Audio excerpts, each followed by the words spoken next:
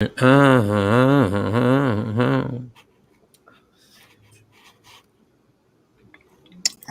Shawn, and the Takeover Legends, where nothing's off limits. Free Agent Radio. Baby, tap in. Tap in. And good morning, ladies and gentlemen. Michael, Shawn, and the Takeover Legends. Michael, Shawn, J Black, Sexy Mo, Shawnee Scott. I hear a little echo, and I don't even have my phone. Yeah. That's me. Mike, check my check. Yeah, I hear something in the back. Test. Yeah, I hear my voice in the back. I don't know what that is. Okay, let's start with the good mornings. I know we're running a little late. We apologize, y'all. Good morning. Who we gonna go with first? We'll go with Shawnee Scott. Good morning, Shawnee Scott. Good morning. It is countdown to No More Track. Oh, yeah. That's a whole nother lifestyle when you got to run your kids. No pun intended. Run your kids all over the place. God bless you, girl. Man, listen. I don't even know how you be smiling, but God bless you. Me and Shawnee got a road trip we're taking together. Road trip. Yep. We done a road trip, and we spending Sunday together. Wow. Oh, Lava Cantina. Yeah, I got to promote this comedy show. So I need my aggressive salesperson to be out there just tapping people. For those who don't know what that is, Lava Cantina, they got a Neo Soul Sundays, and it starts like at 3 o'clock in the afternoon. It's super dope. And you go out there, everybody's just chilling. They got a live band and stuff like that. So we're going to promote the comedy show August 8th. That's a Sunday. So she'll be out there as a teammate. So we'll be rocking that, getting tickets sold. And then, if you happen to be super pretty, you might get a free ticket. I mean, I'm just saying, it is what it is. I'm out the game, but it is what it is. I'm out the game. Can I give a Q guy a ticket? God. All is fair. I'm single. If you are using the ticket for your benefit, by all means, go get it. If you're using it for your benefit, go knock it out. Go ahead. Not a pair, maybe one, maybe a slot of one, Mike. I don't know about two. Just one? Oh, dang. I can't have five show up for me. I mean, what? Good morning, Ashley. Good morning, Sexy Mo. What's going on? Good morning. Kathy already checked in. Good morning, Kathy. Good morning, J Black. What's going on? Good morning. I'm up. Let's get it. Let's get it. Good night. Good morning, rather. He said good night. Good night. He ended the show. He was like, good night. Grand opening. It's just grand closing. He was like, good night. Talk to y'all later. Circle a little off. I'm a little sluggish today, not because I couldn't sleep, but because I'm an Uber Eats fan, and I go to my specific spots now that they already like my delivery almost gets here faster because I go to them places so much. And I ventured out and I got a new spot and I got grilled salmon, brown rice, and broccoli. And I was like, I was trying to be, trying to stay on this thing, trying to lose. I need 12 pounds. That's it. 12 pounds. I'm good. Stephanie, what's going on? So I got the food. And I got the food, and the food was normally I got to warm it up a little bit. I tasted it. I was like, oh, it's still hot. I said, oh, this is dope. I set my whole thing up, put my TV on, got my favorite Netflix or Hulu show that I wanted to watch. And I was eating it. It was all good. And then when I was done, it was like 5 minutes afterwards, I realized I'm about to be sick. No. And I said, no. And I was like, we've already told the story about food poisoning. Food poisoning is not a game. No, it's not. Food poisoning. I don't know what this was, but damn it, I got a fever. I was hot. Fever? How you and get fever? I was clammy. Ooh. And I said, here we go. And all of a sudden my stomach, and I was like, listen, I don't want to be too graphic on all that other stuff, but I was like, look. And at this point, my stomach hurts so bad, I can't even run out and get something from the CVS. I don't even want to take a chance. I don't want to even take a chance to get in the car.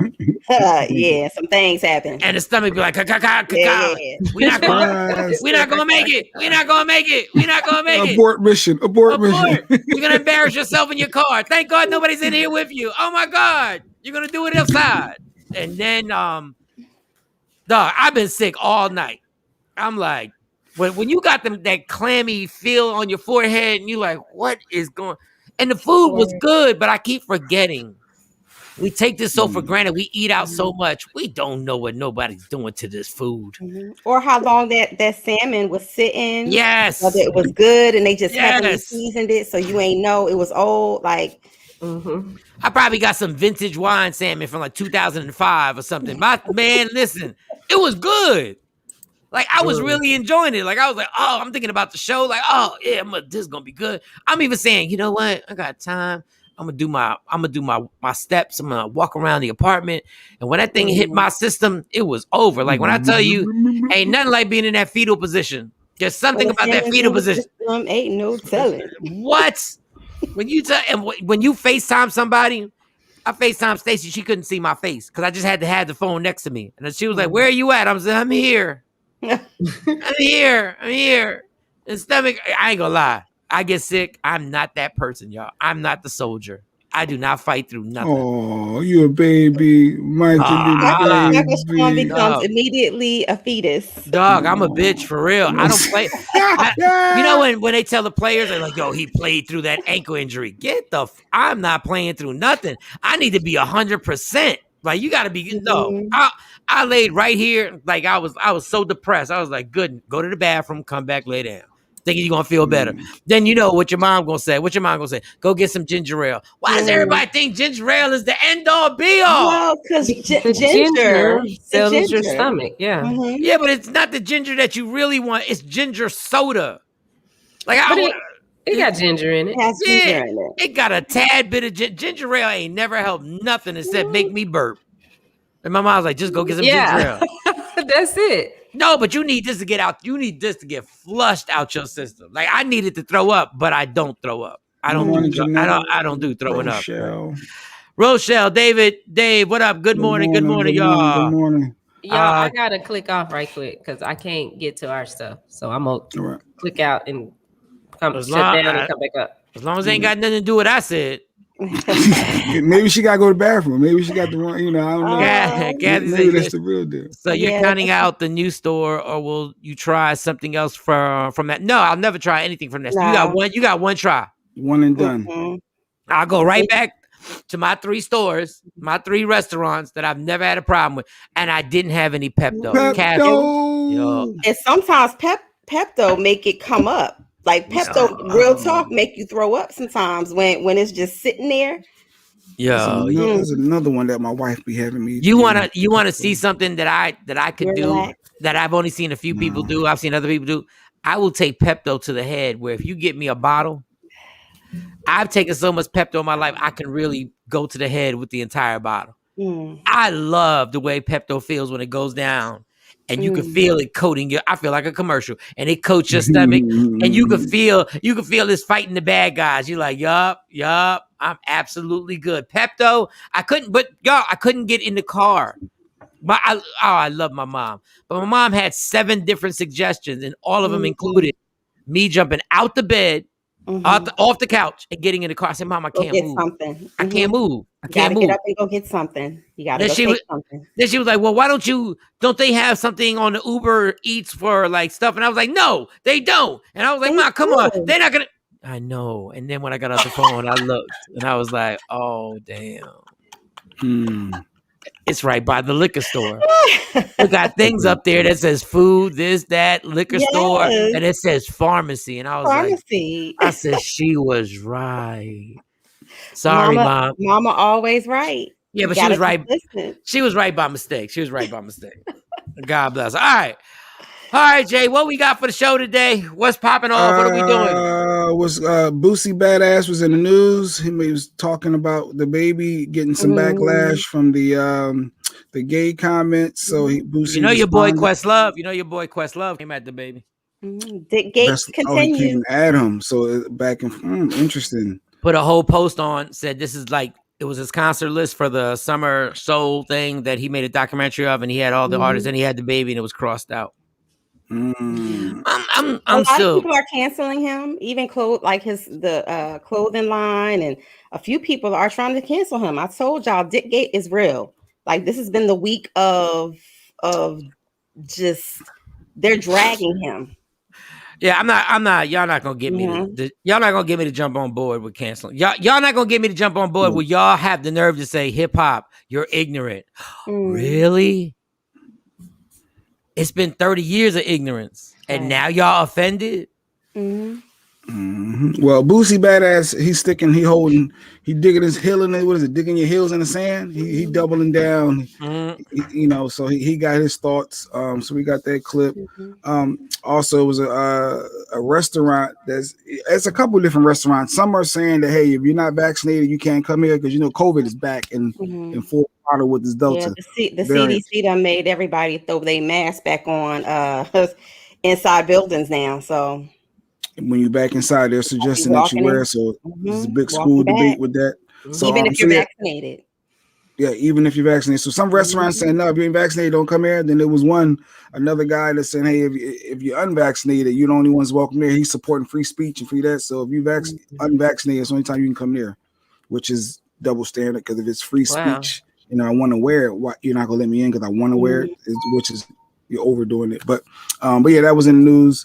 But those two things that it should lead us into our guest that Shani got booked for today, where we talked about we're going to actually have someone on from the gay LGBTQ community, and they're going to speak to different aspects that Mike is going to. When we have the interview, our guest's going to be on their laptop. I'm just asking. I know I should have asked this before we started the show, so I apologize. We're not supposed to do this because I want to make sure. That's why I'm charging. IG Live. Yeah, I want to make sure they're on the IG Live because I'm just interested to see if when somebody speaks out from a group, everybody assumes the entire group is offended.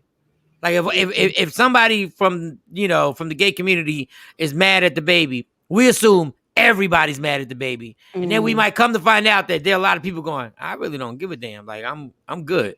So I just want to ask somebody, and once again, this person and this couple, when they do answer these questions, people, don't make it like they represent every gay person in the world. Like when blacks and Hispanics get asked a question about what they're going through, everybody asks like, well, your answer represents everybody. No, it's still representing their opinion. Mike, what does the Puerto Rican community think about this? What Mike says is official. Every Puerto Rican thinks that way. Like, I don't know. We like Fat Joe. I don't know. Like, we like Fat Joe. They all like Fat Joe. But black people catch it the worst because black people get on an interview somewhere on a Today Show, and if they make a statement, they have just spoken for the entire community, for the entire black race, and I mean the entire black race. I mean Africans. I mean everybody, Haitians, Jamaicans, the whole everybody. It's like, dog. It's at the end of the day. My name is still Ted. I'm speaking for Ted. This is what do black people feel? Hold up. What Ted feels is this. So I don't want to put the pressure on, and I don't want to be that white person because white people are good for that. So, and white people, I'm sorry. I know y'all watching. I know, I get it. But sometimes y'all get a case study and y'all think that represents everything. And I don't want to put that pressure on the couple or the gay man that we're going to have on here. Like, this is your opinion and we're good. Now, the baby situation, I'm going to repeat this again. When did y'all stop thinking? When did y'all realize that hip hop is a very aggressive and ignorant music? Like, there's a lot of people who get offended. Like hip hop offends a lot of people. Y'all offended about the baby saying this on stage, but y'all not offended about rappers claiming to blow people's heads off. Kill you 12 times and bring you back to life and shoot you again.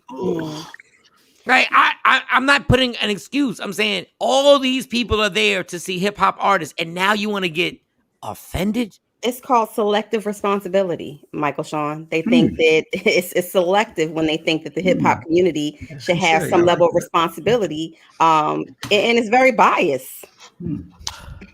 If hip hop had responsibility,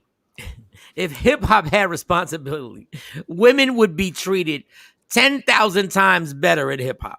A trillion times better in hip hop. Females, hoes, and bitches, but it's not okay when it, trickles off into certain communities or certain causes, especially if it affects the person who's sounding off on it. So if I'm sounding off on something that I believe in or this deeply rooted and connected to me, I'm going to just focus on that. Like, okay, I'm gay. I'm openly gay. So you said this about, men and homosexuals.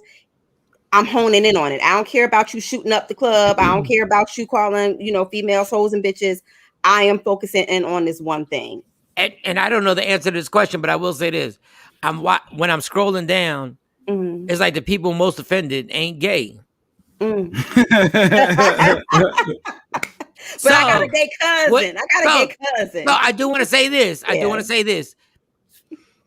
There's always been said that racism could have been defeated a long time ago if white people would have joined on board. So I get that. The only thing I honestly don't get is, are you saying this simply so that you can appease people so you can get more followers and you can get more likes? Is this really how you feel? Like for real? Or are you just trying to manipulate the situation so everybody can look at you in a good light and be like, yeah. Freedom fighter. So we're gonna have two. What was the gentleman's name that got the first guy? What's his name? Coy. His name is Coy, and then the married couple. Coy and the married couple is Brandon and Timothy. Brandon and Timothy. So they got the married couple. Did you say they had? I'm asking. Did you say they had children? They have 2 boys. Okay, that's excellent because we can go into the topic of, do you think sexuality and what they're putting on TV is about? Morting, what is that name? That's Queenborn. She got so many accounts. Queenborn got burner accounts. What's going on? What's going on, Queenborn? I know the team that got to be her. So yeah, from her Twitch account to YouTube, she's all over. Yeah. So I Simone Biles is going through a situation, and remember we got into a whole situation yesterday on the show, and I just want to say, I was like, Simone Biles, just be brave and be tough and suck it up, and then come to find out the person that killed her the most, the person that went on TV and killed her the most on Fox and on his podcast. It's Piers Morgan, right? I think I saw that you're talking about Piers. No, it was a black man named Jason Whitlock. Yeah. Oh, Jason, the chubby dude, the big dude. Boy. Yeah, he big. Boy. He always saying something to appease to the other side, though. I just... Wait, what did he say? How did he kill her? I saw Piers Morgan kill her. Quit. He was like, "You rather die than quit." People fought for us to be able to do this. You should go out there 100 times and try instead of quit. You and you're letting your teammates down. And when have you ever been elite in anything? Never. Ever. I couldn't even Yesterday was the day that I realized that social media has become when they say you should take a break from social media. A coward. Ooh, a coward. He called her a coward. Dog, you aren't even built. The woman has won gold medals with injuries to both her feet. Both her feet. And this fat ass has the nerve to call some. When have you ever been brave? And number 2, we act as if this Olympics is the end-all be-all for every life in America. If she wants to step away for whatever reason, I know it's mental health right now, but for any reason, I don't have to appease all these white folks. Jason Whitlock, you are so busy not knowing, if my financial situation is right, even if my mental health is great, and I go you know what? I'm tapping out. Just because I feel like it. But it was amazing watching this guy talk. And then when the deck is stacked against her, meaning, they know that she is that good, and to even put the air on the sport that, hey, why don't you let somebody else win? So you start not grading her the way that she deserves or giving her the points that she deserves. And the credit is crazy. Well, look, she made a statement. And it we talked about this on the other show too.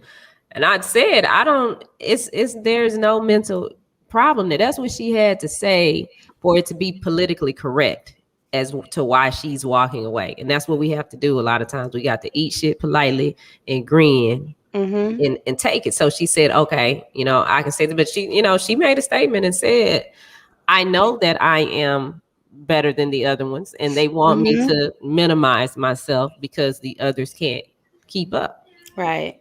And I had totally forgotten about the pedophile ring that she helped bring down. The pedophile ring.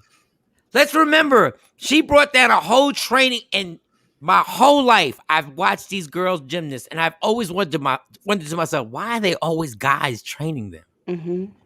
And older men. older white Russian dudes training these young girls in these leotards. Her voice is the one that brought down that famous gym that every kid would have to go to and train with him. And I think her name is Kathy Struthers. And Kathy Struthers, without parental supervision. And Kathy, I think Struthers, I hope I'm saying her name correctly. She got injured during the Olympics, and she's like famous because she had a bad injury. And she fought through it. And then when she landed it, she was limping. And then he scooped her up and like her saving everybody. It was so good. And now that same girl who everybody was bragging about, she said, I wish I had the courage of Simone Biles and I wouldn't have done it. I would have walked away because they were being molested in this training gym. So they was like, you have no choice but to go. Right.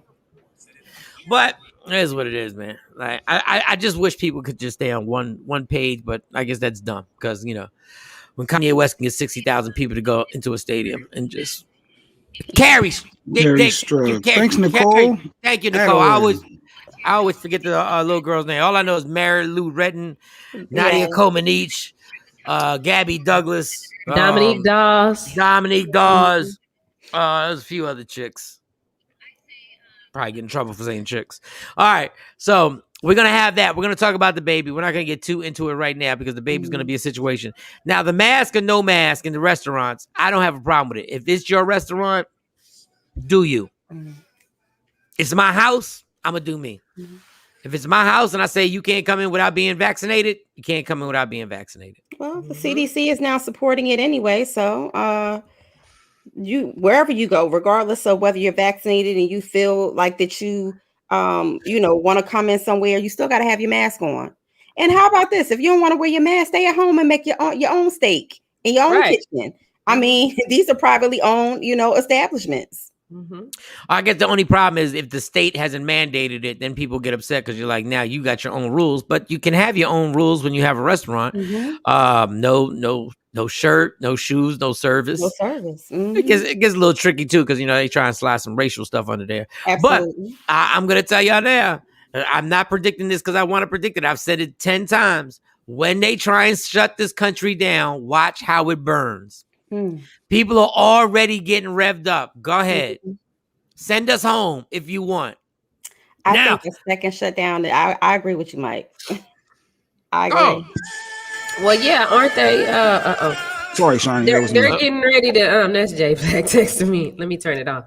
But I heard yesterday they started re-upping the unemployment again. Like people start getting the unemployment payments again. Well, I ain't get it because I just filed.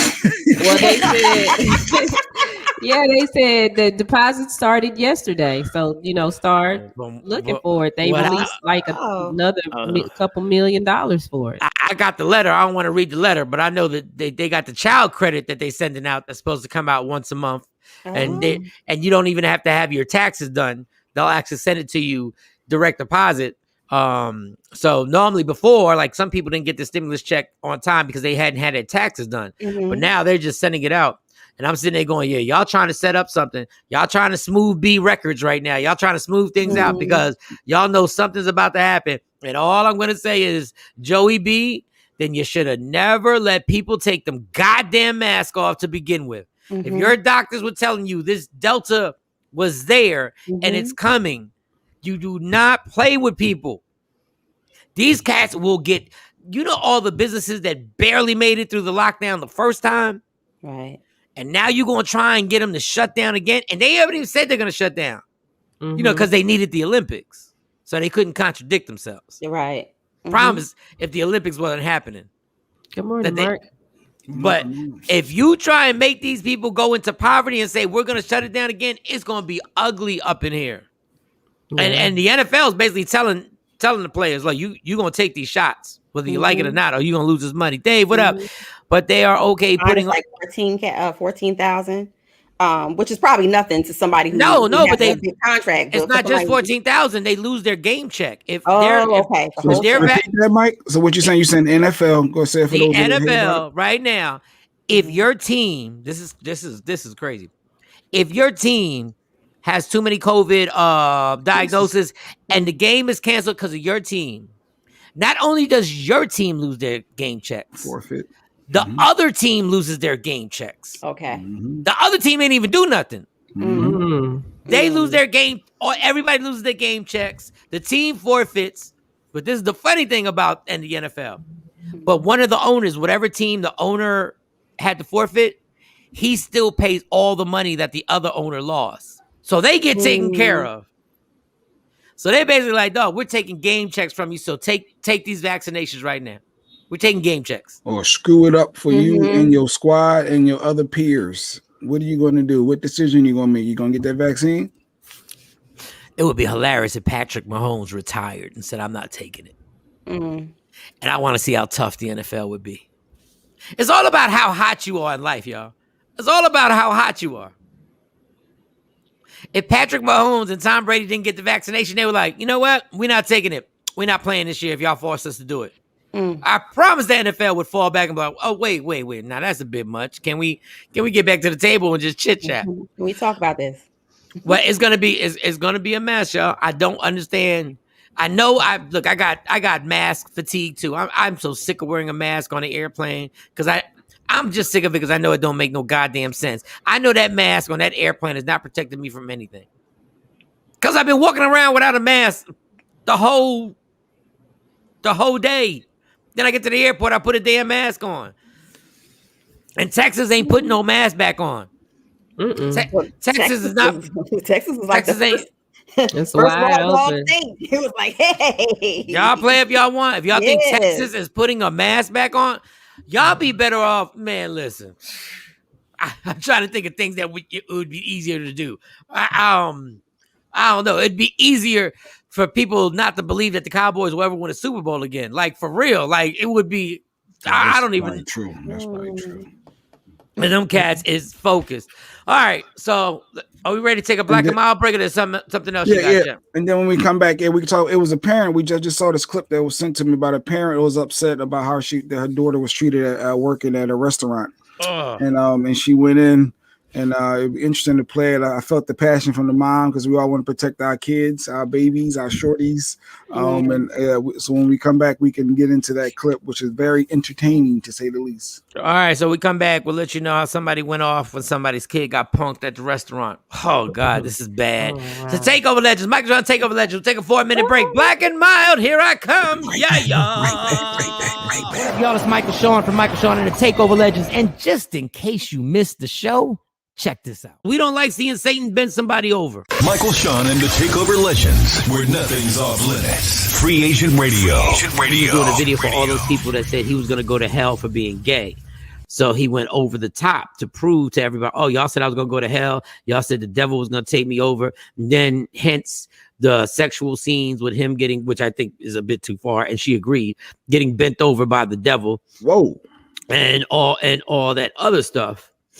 And I just don't believe this is basically because he's gay. And I'm only going to speak from my point of view to the person who said this is all because he's gay. Stop it. We've been over that for a long time. Oh, I thought you were about to say I've been gay. Okay, go ahead. Michael Shawn and the Takeover Legends, where nothing's off limits. Free Agent Radio. What up, y'all? It's Michael Shawn from Michael Shawn and the Takeover Legends. And just in case you missed the show, check this out. And just quickly, the realest thing Bill said to me is when I went to the Improv and I went to him and I said, can you do the interview? He said, yo, I heard the radio station went their separate ways. And I was like, yeah, that's funny that they said that. And then he grabbed me and he said, you good? And I said, yeah. And he looked at me and said, don't lie. To me, that's one of the, I've never had somebody be like, yo, don't lie. If you're not good, say you're not good. Yeah. Because I'm dead ass. You know what I'm saying? Because I'm like, yo, cats never want to admit they're not good. And sometimes cats not. And it would be the breakthrough so you can help them. Because like I've had that happen so many times. I'm moving so fast and I'm not looking. I'm just talking. But I look you in your eye and I asked you seriously. I was like, yo, don't lie to me. Tell me what it is, because, you know, the pandemic taught me that a lot of us is carrying this weight. We've been through this, we've been through that, and we don't want to kind of like open up about it, and we carry this weight on us, you know what I'm saying? And so, And I lost a few people like that. So when I asked you that, I was dead ass serious, because I'm like, yo, man, you ain't got a lot of me. I've been knowing you 20 some years, and there ain't no shame in that game. If you going through something and you need me right now, tell me so I know it's real. Don't have me like, and then 2 weeks or 3 weeks later hear something else. And I was like, I was right there, and I missed it. You feel me? So that's it was something that really touched me, and I thank you for that. So I want to thank you, Bill. Thank you so much. What you should have said was, Bill, you have a role in How to Be a Player Part 2 for a Puerto Rican comedian. No, like if Bill ever needs, hey Bill, he the only Puerto Rican I know. I'm the only Puerto Rican. And mira, papi, it's all good. Whatever you need. Así, mira, I got you. Bill, thank you. Michael, Shawn, and the Takeover Legends. Your escape from reality. Right here on Free Agent Radio. Don't never stop if you want to be on top. Yeah. Tap in. Tap. Yo, Shawnee be on point. I don't know how Shawnee, she sees me in the screen, just sit there like tap in. You better join in now. I'll be trying to stay away from the webcam. I'll be like, nah, I'm over here. She'll see me. All right. It's Michael, Shawn, and the Takeover Legends. We about to get this IG live popping. The reason why I hadn't had it pop, I'm trying to save it, but then I did the unthinkable. Well, I did not hear the clip. No, but go ahead. Oh, they can't hear the clip. So okay. So we have a clip of we don't have the clip yet. We don't have the clip. Okay, don't worry about it. All right, take a minute to download. So that'll give us time for everybody to get on the IG live, and we get that popping. I forgot to charge my phone. That's the most irritating thing when you realize you did not plug your phone in when you go to sleep and you wake up and your thing is at 10%. I'm like, oh no. You know what I say to my kids when they say that? I say that means you're not responsible. Oh my God. What is wrong with you and this level of responsibility that you feel like your kids to have? Jeez. Even down to the phone? Yep. Your phone ain't charged because you're responsible. What? Like he ain't never done it before. That's what I love about parents. My stuff be on point. My phone stay charged. I hope your charger break down on you and you be at like 5% hanging on. I went to 5 and below, and I'd have got responsible. Do not go to 5. I'm gonna tell y'all right now with chargers. Stop going to 5 below. Why? What's wrong with the 5 Those are the cheapest. Those chargers always get a short in them. Within like a week. Now that you're responsible, you take care of the cord. You're not wrapping it all up. And oh my God, no! Get a real cheap ass cords, J Black. Cheap ass cords. J Black be ironing his cords like he put starch on them. No, I don't go to. Stacy is the queen at 5 below. Be wondering why there's a short. She'll get 5 below. Will have a cord that is 100 feet long. You can walk around the house with it. But it only lasts for 48 hours, and all of a sudden you got to like plug it in 3 times. You're like, all right, let me take this chart, put it in, take it out, put it in. Might as well get the real one. But damn, Jay, like sometimes people forget. Like I forgot. I thought it was plugged in. This dude always want to judge somebody on their. All right, it's there. All right, let me get y'all. Why am I not being able to get everybody? You should probably do it after. I don't know if they're not gonna hear the clip. So yeah, but they're not gonna hear it. They're not gonna hear it regardless. If we do it afterwards or whatever. All right, so a lady's daughter, I guess the manager pulled off the headset from her and got bold with her, and he didn't know what he was setting himself up for. Mm-hmm. And he didn't know mom was coming, and mom was coming in some type of boys in the hood rage. Mm-hmm. She was like a female Debo. She was like, I'm coming in. Absolutely, yeah. That's the same mom that be messing up Thanksgiving dinner. That's the same mom, and God bless her, because I understand you were repping your kid and everything like that, but you definitely the same mom that can mess up a 5-year-old birthday party because you still got beef of what happened two barbecues ago. You got a tank top, Mo? I have one of our shirts on. Oh, you got a tank top? Yeah, she got a tank top. No, it's not a tank top. I just made some adjustments. She adjusts everything. Yeah, she said, "Ain't no cleavage." I'm gonna make sure it's cleavage. There's gonna be some cleavage on here. No, it was already a V-neck. It was already a V-neck. Yeah, that's cute. Yo, I've seen Mo turn turtlenecks into summertime tank tops. And like, where did you get that wool tank top? Like, no, not that. I just adjusted. I adjusted. It's good. It's good. I'm like, all right, girl. All right, here we go. I'm an artist and I'm sensitive about my shit. I know. You. All right. So anyway, it's a fast food place. The little girl gets her headset taken off. Everybody on my IG Live, you won't be able to hear the clip. That's why I'm describing it to you right now. So the manager, I guess, was Mexican, and he took that damn up. Jay, why can't I ever get you on here? Like, what is the problem with your phone? Jay, he not paying attention. You are not. I'll be there after. You're not responsible. But what is the difference? You're not being responsible. Irresponsible ass. I'm explaining everybody on IG Live the clip anyway. Like, what do you take? What type of stand are you taking, Malcolm? What is he? What rights are you fighting for right now? All right. All right. So mom finds out that dude yanked off the headset and said something to the child that's working. She calls mom, and you need to know when you call mom, what type of mom you got. Like, you know, is your mom coming to regulate in a way where she's going to talk about lawyers, or is your mom coming over there claiming she's going to beat up the world? Well, and see what's going to happen. Well, here's the clip right here of the mom going to defend her daughter. Is it this bitch right here? Excuse me.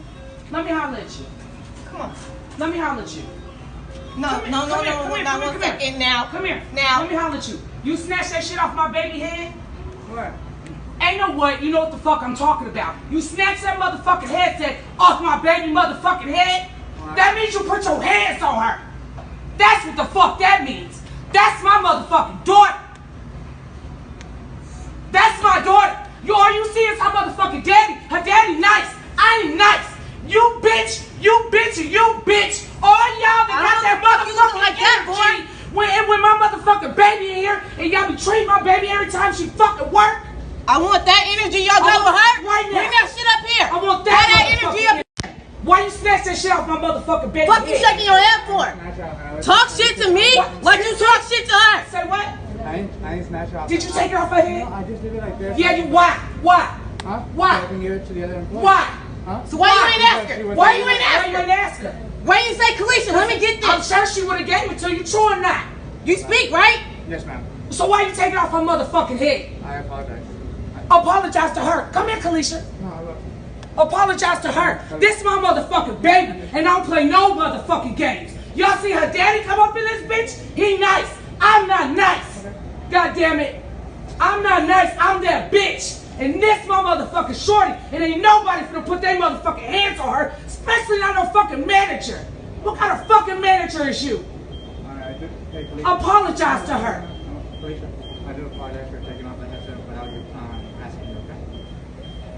Why the fuck you let these motherfucking bitches talk shit and come in here speaking Spanish and talking shit to my motherfucking baby? She fucking work here, and you the manager. I work at a fucking restaurant. I'm a manager at a motherfucking restaurant. I would never. I've been in this shit for 20 motherfucking years. I would never. What kind of manager does that? The motherfucker that don't give a fuck about their motherfucking employees, but you gonna give a fuck about this one. You gonna give a fuck about this one. Starting today. Do you hear me? Yes, ma'am. And I mean that shit.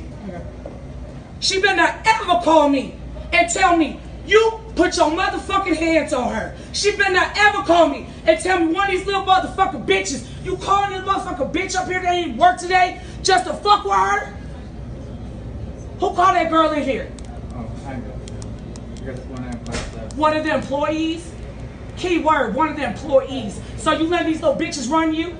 Can I order my order? When I'm done. I think it's not. Well, I said when I'm done, or you gonna fuck. All right.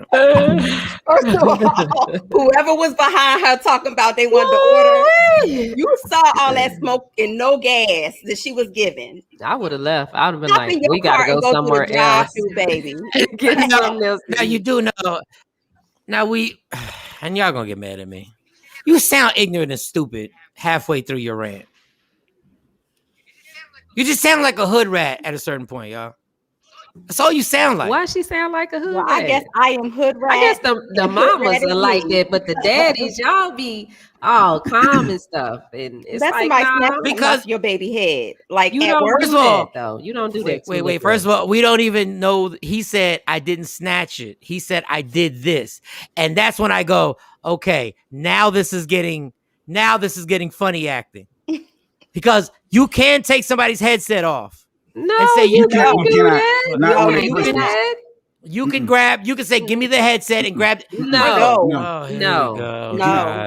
At work, you can ask, and we don't even. Headset. And then if she says no, I'm telling you, you got to go. So how you gonna get the headset off? She's not gonna leave. So at that point, you better call the law. You better call somebody. You better call Jesus. But you cannot touch a headset on your employee's head. You cannot. Yeah. Okay. All right. Calm down, everybody. Calm down. There's something that happened. There's a whole story. There's a whole story here that we're never gonna hear, because there's something that preceded. But it's ignorance. Like, I'm embarrassed. I'm not, because I think if something would have happened, he would have said, well, I took it from her because she wouldn't give it to me. And the mom said, did you ask her? And he said, no. Did the mom sound? I'll ask her. Wait. Did the mom sound like she was going to let anybody explain at that moment?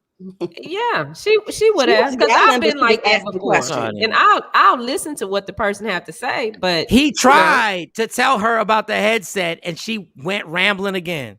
And then she's like, "Oh, these are employees. You gonna let these bitches run you?" Ignorance. No, you the manager. You shouldn't be letting these other girls. So what I'm saying is that now the daughter, this is how you handle the situation. I've just given you the way how you handle these situations. Yeah, I've given you. The mama has given an example. This is what you do. You're bugging, Mike. No, because I'm saying because this is not going to work. I'm saying this is not going to work in the real world.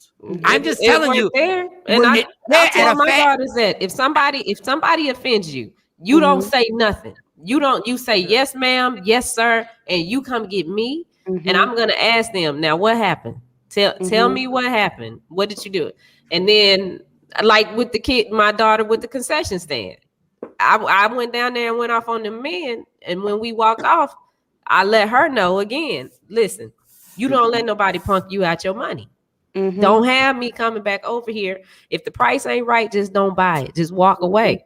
But no, I'm still embarrassed, because we're gonna keep doing this, and the whole cycle keeps going. It don't change nothing. It don't change nothing. Well, it does. The manager won't. Yeah, he gonna think about it before he's not. He ain't gonna snatch nothing off another little black girl head. One at a time. He's not gonna get fired, because when they see the videotape, the other manager's gonna be like, yeah, I know what it was. Well, no, he's not gonna get fired, but he's gonna think about it before he snatch another one off a little black girl head. She shooketh him enough to never, ever try that with anybody else again. And this is what y'all I feel. Nobody was shook. Oh, he was shook. The problem is, and Jay Black has gone through this. What are you gonna say back? What do you want him to do to show that he's not shook? If it was a problem, then he could have explained it or called the police and then explained it. If he wasn't in the wrong, he would have protected himself. That woman went from you're just the manager to then, oh, your employees bitch you. You just said he's just the manager. Like, you all over the place. You have no rhyme or reason of being able to, okay, this is what you did. The whole show that goes on, I'm telling you, once you start calling people MFers and bitches and all that other stuff, it takes away, it loses your whole credentials on this, because it just turns it all it turns is into a hood situation. And the whole and once again, explain to me what happened. If you want to do this, the first thing I'm going in there is, listen, since we want to record it, explain to me exactly what happened before I launch into this dark liquor cursed rage. Explain to me what happened, sir. I'm gonna be polite from the door. Sir, explain to me exactly what happened. Now you talk. Now you explain to me what happened. Now, when that comes out, if I feel that the situation is wrong, it's gonna escalate. But once you walk in Once you walk in with the Tamika smelling like weed attitude, nobody even knows what really happened.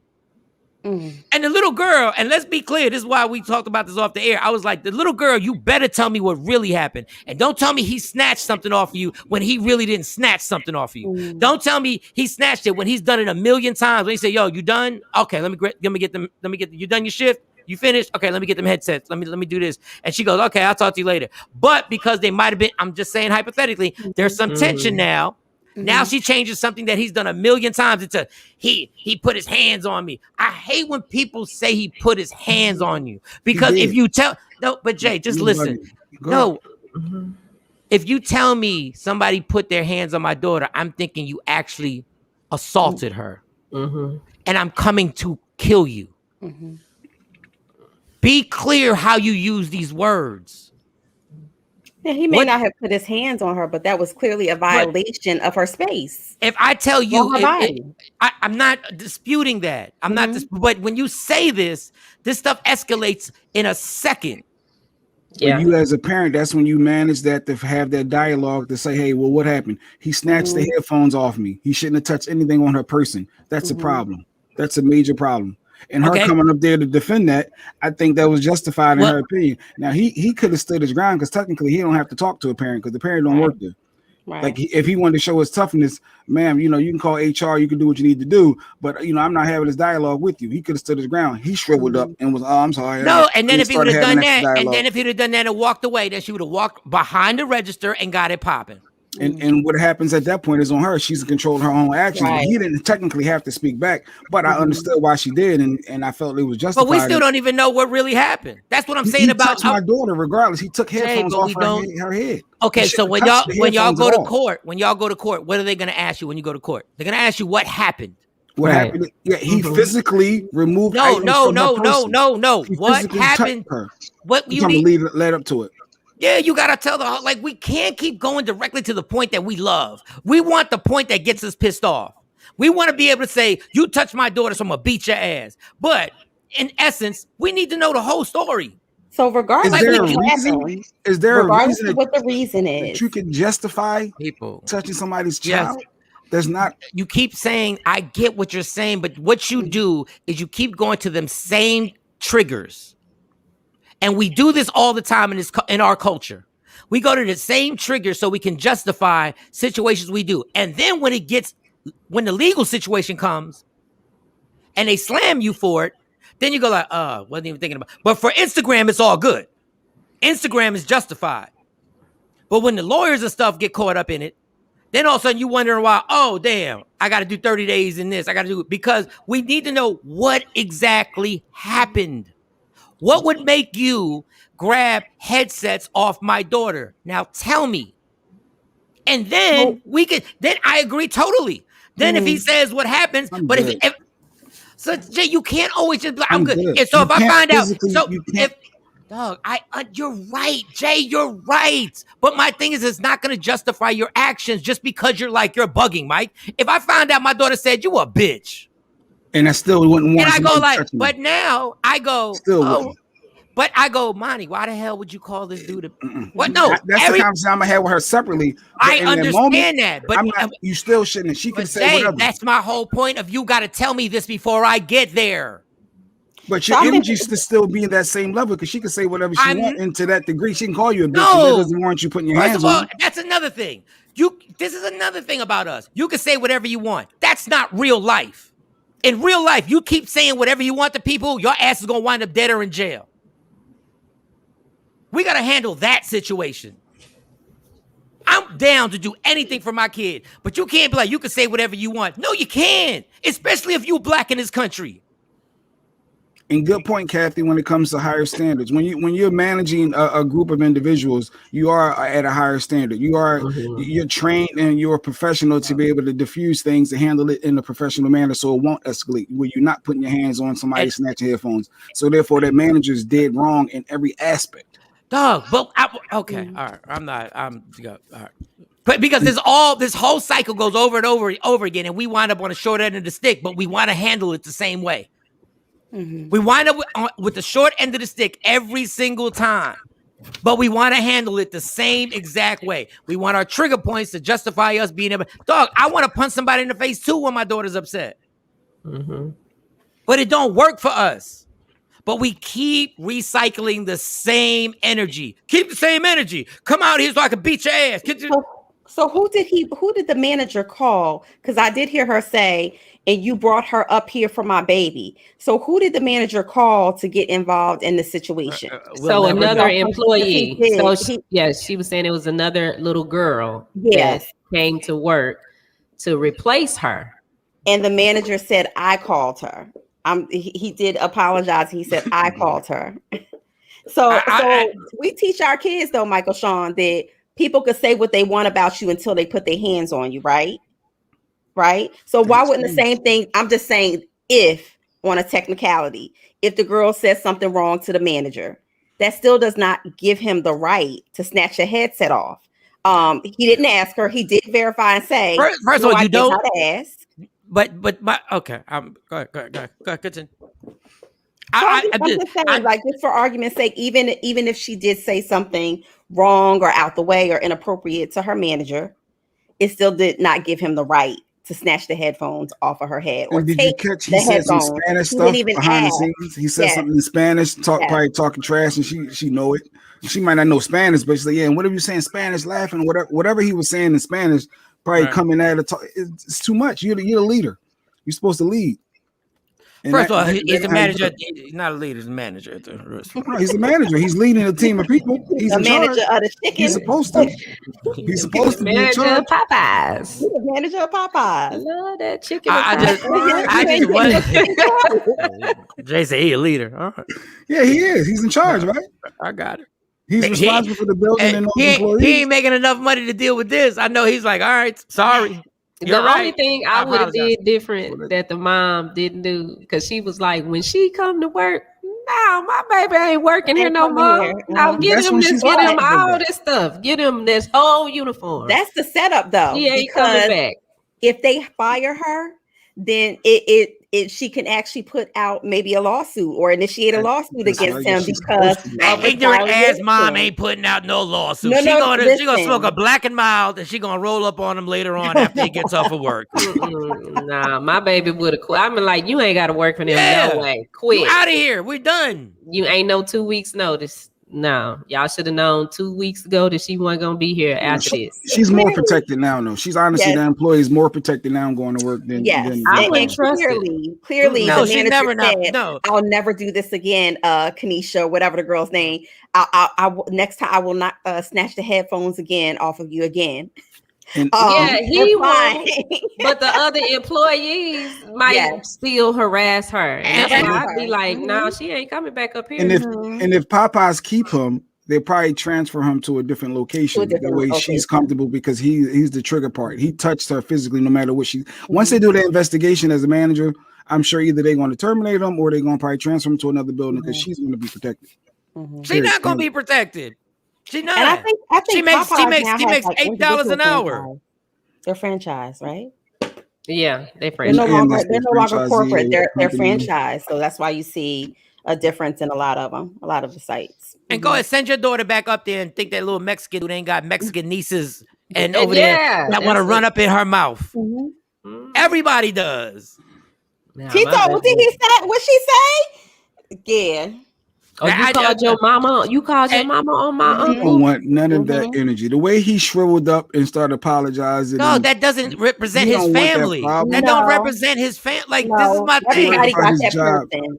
Everybody got that person. He's worried about his job. He's worried about his job. Yes, he's worried about his job. And if she's not working there no more, if she comes to work, he's like, we can set this bitch up. But he bilingual. He can go get another job. Easy. What? Easy. Real talk. I'm for real. Like real talk. You have to be bilingual now to work in establishments like that. You have to be bilingual. You got to be able to communicate with everybody. Put Dave's comment up and then I'll go to Billy. We may not be able to control every situation, its outcome, but we can't control the attitude or how we deal with the situation. That's all I'm saying. And as a manager, that's what you do. As a manager, you're controlling that and it wouldn't escalate. But the dude humbled it. The dude was humble. He said, sorry.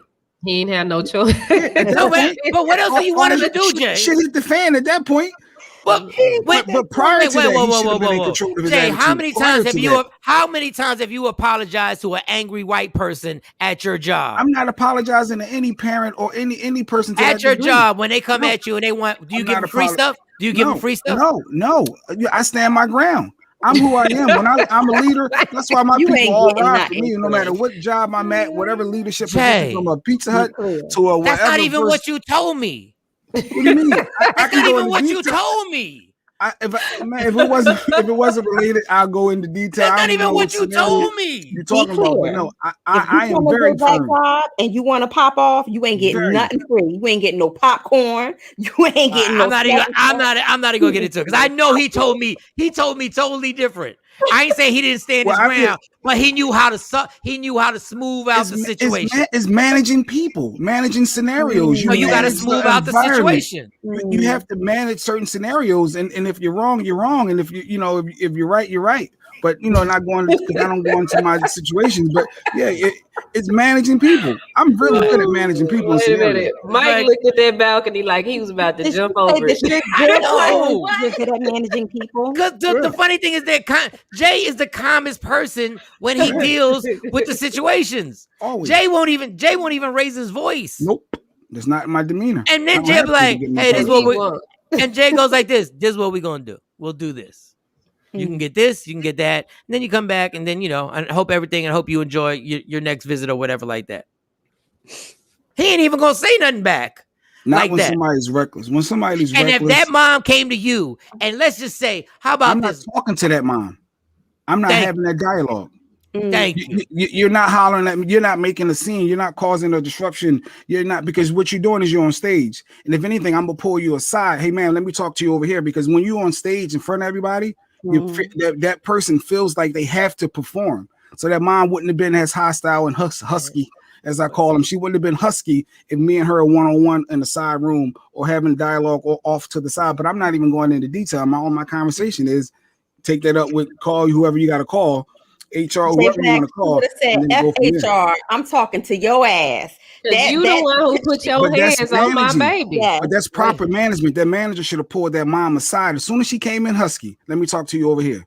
I'm not talking to you in front of your daughter. I'm not talking to you in front of whoever was with the daughter cheerleading, in front of the employees, in front of the other guests, customers. You think the manager of the chicken is thinking like that? All I want to say, he should be. He's a leader. He should be thinking it. All I want to say is Jay said, and I want to stick to these points. He said, "I'm not talking to you because you're putting on a show."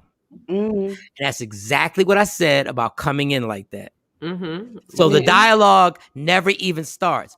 But if I go to Jay Black as a manager and I say, "Sir, can you tell me exact?" Because the daughter's already said Jay Black snatched this out her hand. Jay Black snatched it off my out of my hand, mama. No. In a different situation, not out the hand. I'm saying in a different situation, he snatched something, anything, and I say, "Can you please tell me exactly what happened?" Are you gonna now have a dialogue with me, Jay? If a mom says, if I feel, it's two parts. If I feel like things may be explosive, no, because I'm shutting it down from the door. If I feel like it's something civilized and the energy that came to me, I can be very generic, but still not go into detail, because the overall goal is I'm not going into deep detail. I'm being very generic. And I want you to be honest right now, Jay. I want you to be honest. Don't do this for the sake of the show. Does that woman look like, if you said I'm not going to talk to you and walked away? Wrong already. About what? You can't. You already saying what she looks like. But go ahead. No, does she look? No, I'm saying, does she look like? Now you're wrong because you won't let me finish the sentence. Go ahead. I'm good for that. Does she look like the type that if you would have used your technique, she would have just left? Yes, because it's how you first talk to people. You control. I feel like, and I'm really, really good at angry people, talking to them. You control those narratives. You control the energy. You control how to make people feel calm initially, without having setting them off in those environments. I know you think you're the master. I know you think you're the master of every human nature. That lady was not leaving if her daughter said you snatched something off of her. She's not. She don't give a damn about your J Black trickery and your J Black hypnosis. She is not. She is not leaving. That woman. Everybody on this show agrees that woman ain't leaving. See, you see the catch here. It's within the manager, that person. I would never allow myself to be in that scenario to be brought that information to try to be there. How about if a person lied on you, Jay? Because people lied on you at work, Jay. People lie all the time. Yeah, okay, so what if the employee lied and said you snatched something off her head, and that mother came in there and you tried to say, "I'm not going to talk to you"?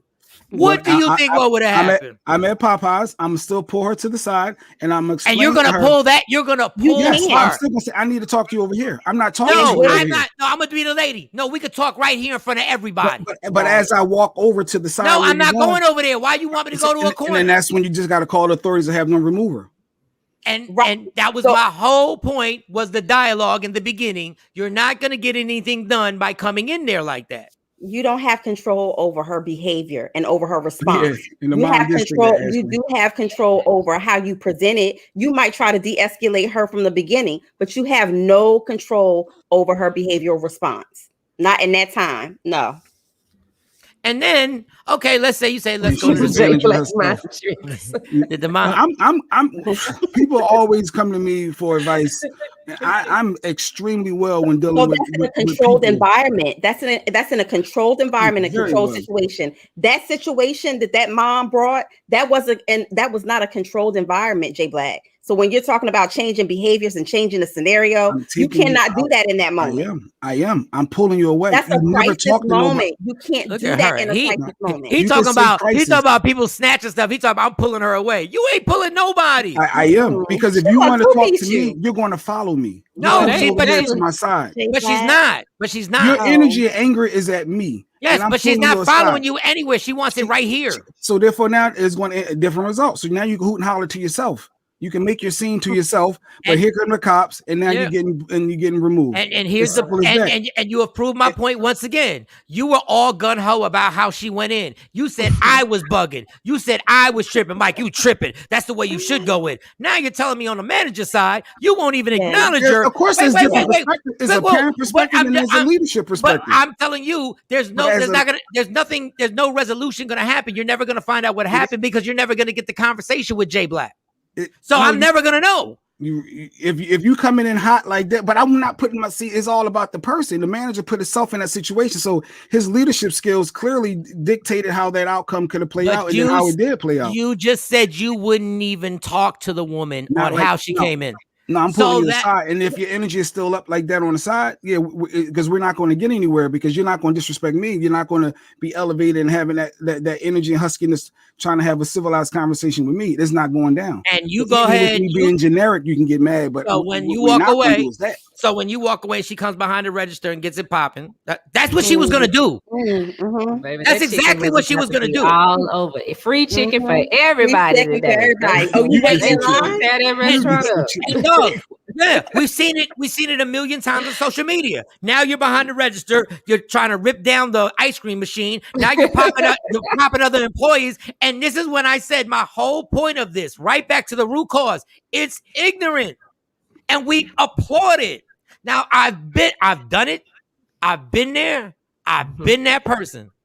So I'm not saying that I don't understand the fumes that are coming out of your chest when somebody says anything about your kid or anything that happens with your kid. I understand it. I'm just saying it never really works. And on the video, he's not going to get fired, because when they show him the video, they're going to sit there and go like, another ignorant black woman. We understand. Yeah, we get it. It's impossible to deal with these people. They're probably going to give him accolades for, you handle it so calmly. You handle it so efficiently. Yes, Billy. And what? He lied, Billy. No, at 22, I was running Pizza Huts. Yes, you were. I was 22. He was. Yes. No, he was. And I'm always, that's part of my demeanor. I'm not that rah-rah going to get loud with you in no work environment. Work environments is different from your personal. And I always was able to separate the two. That's why I don't ever really talk about work. It's completely different worlds. But you've also softened the blow. When you making your bread or whatever your money you making 6 figures, you're not screwing all that up over somebody. Next time you come in, you can have some cheese sticks. Yeah, your order wasn't right. Yeah, you know him, Sexy Mo knows what I'm talking about. He'll be like, okay, listen. Here, let me talk to you for a second. The miscommunication was, so you saying the order wasn't correct on this and that. All right, so what we're gonna do? Listen, we're gonna get you these cheese sticks, and we'll get you cheese sticks. Here's a discount coupon. I know what he does. I'm gonna figure out, but that's a crutch. And I always teach managers that's a crutch to give stuff away. You should be able to diffuse the situation by having dialogue and not use giving a free item away. But it isn't. But you have that as a manager. You have that, but you have done it. I teach my managers not to use it as a crutch. And I said, tell them you shouldn't be giving away a bunch of stuff. You should be able to diffuse whatever it is verbally by having that dialogue and educating. And that's teaching them how to diffuse things and have dialogue without, you just give this away, because then that becomes, that's all you gotta do. Complain to Popeyes and give you free chicken. No, you should have that dialogue. So I'm a different mindset when it comes to management. That's a different mindset, and you're right. And you're right. You should not be. That shouldn't be your crutch. But you have done it. Mm-hmm. Well, yeah, in certain scenarios, that's all I want to know. If this scenario, because a lot of times people are mad at a situation. Can the judge please tell the witness to answer the question? Yes, have you done things in your arsenal? Thank you. All I want to know. There's different resolves. There are different ways of different resolutions within a scenario. And you got to figure out which. And you have been known to throw a couple of breadsticks and drumsticks and extra upsizing pizzas in your day. If you waited for your order at Pizza Hut back in the day, and it's been 45 minutes and they never even put the order in, and I know you frustrated. Yeah, I'm gonna smooth that over. Hey, I'm gonna throw this in. Hey, enjoy. I'm making sure that that's right in that scenario. Yeah. Exactly. But ladies and gentlemen of the jury, it's different resolves. I want to point out that the witness said the total opposite in the beginning of this cross-examination. Ladies and gentlemen, he said he did not and would not soften anything out. That's not your credibility, J Black. Your credibility on this. No, I rest my case. I didn't say anything. Yes, you did. You went from one extreme to the other. You have to. You have to have some type of balance of resolve, because everything isn't necessarily, that black or white. That person's fault. Yeah, it's different ways to resolve, but it should not be a crutch where you always, I'm giving this away free. No, because I rarely do that. That's not my style, because I can have that conversation with you. A lot of times people just want to vent. So they may want to do an event at Popeyes. If they got issues, I have watched you do a J Black on other people. Meaning, I have watched you in certain scenarios. Like, this wasn't right. We try to frequent here. I've watched you when we've been out do this to other managers and do this. Man, I talk to your manager, because this J. situation. You are now free to leave the witness stand. Your testimony is no longer needed. You're no longer needed. We want to thank you for your. We want to thank you for your testimony. We want to thank you for your testimony right now. I appreciate you, Judge. Thank you for doing your service as a witness. Now, where's my per diem, man? Because y'all had me here for extra days. Oh, and Judge, just in case you're in the area, here goes some free passes to the restaurant. And now my closing statements. It's funny. That Roach was that hotel they had me in Texas, Billy. Now I was just out and never to be seen again. No, he actually went to the manager. And he was on the phone with the manager, and the lady said, "You're yelling at me," and he said, "Yes." What do you mean I'm yelling at you? Yes. I'm not yelling at you just because I asked a question. And I stopped. Why would you disagree with? Yeah, why did you want? I said, why? Oh, because I disagree with you. That means she said, I don't want to argue with you. I said, wait, because I disagree with you, that means we're arguing. And people are good for that. If you say this and I disagree, and they say I'm not arguing. Wait, when did I argue? I just said I had a different perspective and disagree. Well, actually, if you look up, I don't want to argue. Well, I mean, I know what you're saying, but honestly, if we looked up the definition of an argument, it's two different viewpoints that don't seem to have a common ground. So But screaming and arguing is different. No, I wasn't. Well, see, screaming and I'm just arguing. going by Shawnee Scott. Would you like to take the witness stand? Would you like to take the witness stand? Yeah, Jay was just he wasn't yelling at her. Can you put your hand on the Bible? Do you swear to tell most of the truth? And only lie if the lie is truly entertaining for our listeners and viewers. I do. Okay. Or I will. All right. So Shawnee, on the day that we are speaking of, how did you come into contact with Mr. Black? How did you come into contact with him? What are we doing? Well, me and Sexy Mo went to pick him up from the Roach Motel. Excuse me, can you point at the witness that you were with? Is Sexy Mo in the courtroom right now?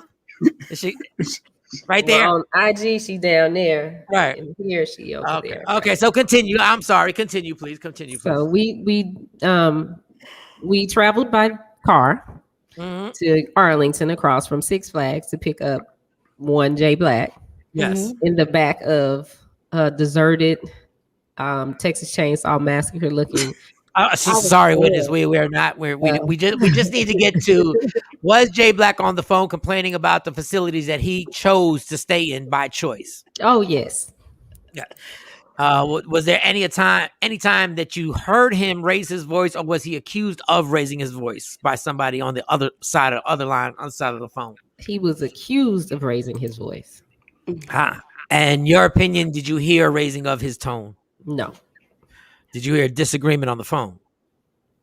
He didn't agree with her. No.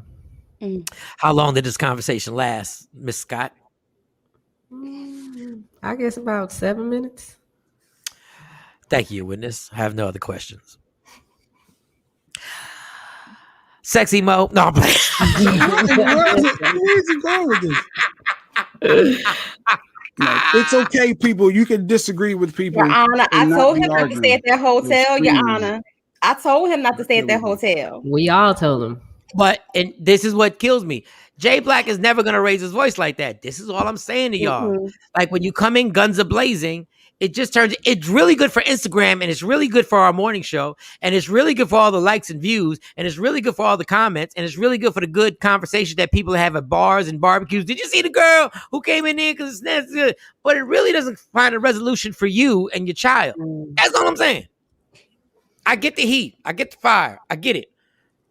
But we still don't know exactly what really happened. That's the crazy part. And one more thing, and we can end this. Thank you, Billy J. Yup. And thank you, Tam, for sending me that. Tam was the one that sent me that clip of the mom going off on the Popeyes employee. Thanks, Tam. And my last point on this is whoever the camera person was, if you are bold enough to have that damn cell phone up, can you please get official angles? You are no longer part of the drama. You are no longer part of the dialogue. Once you have your phone out, you are now a camera person. Shut your mouth up. Don't say nothing else and get the angles so we can see everybody's facial expressions, and we can see if the girl that was next to her mom might be lying. We can't even really. I see arms. Right. I don't like her body, situation. Yeah, like her elbow. Yeah, I don't like her. She got her arm folded. Like, I know I'm lying, but I like the fact that I set this off. I want to see everything.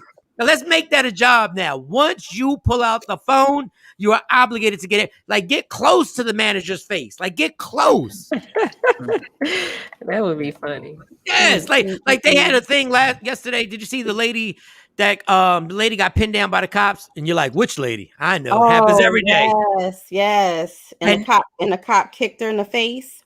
No, that was the black cop that kicked her in the face. This is a white cop that pinned her down. She wasn't doing nothing. And a lady came over, and the lady got super close and was like, what are you doing? She wasn't doing anything. And I was impressed because whoever had the camera phone, whoever had their phone was dead in the face. Like, they were so close. I felt like this was I thought this was produced by Netflix or Hulu. I said, God. It was in HD. It was everything. I said, they got everything popping right now. I said, yo. So, God, it was a horrible event. It was just, cops doing what cops do. Billy J. Edwards, yes. I hate when I get a potential scam call on my phone. Ugh. Oh, wow. It should be so illegal. Whole world is a freaking cameraman. Stop commentating and just shoot the film. Yes. Some of the commentary before you get into the baby clip with Bootsy, but the one with the guy was like, "You ain't got no neck." When the white Karen was blocking this guy from leaving, it was his commentary was hilarious. He's like, "You ain't got $27 on Amazon. You can get a neck. You still ain't got no neck." Some of the commentary be funny though, Bill. But you gotta make sure from Arkansas, the guy, just make sure you can do double duty. Like, make sure if you're gonna talk, make sure you're gonna video and be entertaining. Not everybody is an all-around player. Everybody can't be LeBron and do it all. Sometimes you just gotta shoot and take it. You might. Is this a new law? It's called the TMZ law. It's called the TMZ law. All right, where does it? Give me the official words. I can add it to our law. I've been keeping track of all the different laws. We got Jay Black has a whole doggone constitution of bylaws to live in Michael Sean's land. Right. What's the law? Social media responsibility. That's what it's going to be called. Social media responsibility. Okay. Now, this is the actual law. If you pull out your phone to begin videoing, once you take on that responsibility, it is your full responsibility to get us the angles that we need. If you happen to decide to commentate, it's a long law. Sorry. This is the last part. I'm sorry. This is the last part. If you decide to commentate and ruin the video, you have failed. So beware of taking that chance. Thank you. All right, new law. Got it. Are we doing the baby now? Are we? Yeah, we still, because our guest should be coming up, and I think that leads into our guest. Yeah, they're about to pop up. Boosie's comment. Yep. All right, I should have charged my phone. You know, my phone always dies around 8:30, but now, 8:30 Texas time. You got to get you that charging station to put your phone now, on. put it on the charger. I lost all my charging station. I used to have a whole. Oh man. All right. What up, Trey? Trey Thomas. I like that. Double duty. Oh, LOL. good morning. Good morning, Trey. Hey. I don't think Where's that's. Where's No, Trey? it's not. I don't No, think that's not that Trey Trey. Thomas yeah. with TRA. That's a different guy. Yeah, those are just the rules that we need to have. All right, I'm gonna shut down my IG live. I said Mike the Hammer. That's hilarious. All right, y'all. Let me shut this down. Hold up, and then I'll charge it. I will charge it. So while we waiting for him to charge, so Lil Boosie came out and made some comments. It looks like speaking on the baby and how baby's getting his backlash. So Sean, let's play the clip. Everybody not with their nephew sucking dick. You know, you can't. Everybody not with that shit. You just can't put that shit on everybody and expect it to be cool. Nas X say he won't perform naked on stage for charity. You don't fuck with him like you fuck with the baby. You know, be even-sided, man. Be even-sided. You know, you don't feel that disrespect going dance naked. You don't think that's disrespect in front of boys who trying to be straight? It's totally disrespect. Totally disrespect. If I'm at awards and he go up there naked, I'm gonna drag his ass off stage and beat his ass. Yeah. You let a nigga dance naked in front of your children, you a motherfucking crazy motherfucker. Or you like dick too. He's trying to be straight.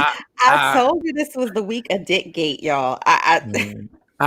I wish you would have said, and if you have a female naked in front of my kids too, I'm gonna have a problem with that. Like, I wish you would have said that, but I kind of wonder, yo, America, when did y'all think hip hop was ever gonna be politically correct? Mm-hmm. It doesn't follow your PC rules, and y'all love it. And y'all white people love it even more than black people, technically. Like I don't know.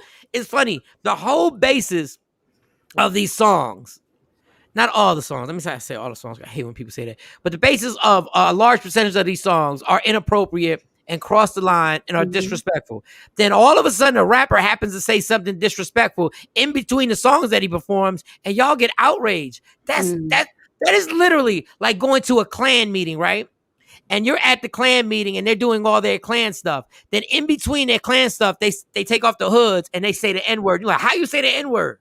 I'm being consistent on the ignorance that I've been doing the entire time.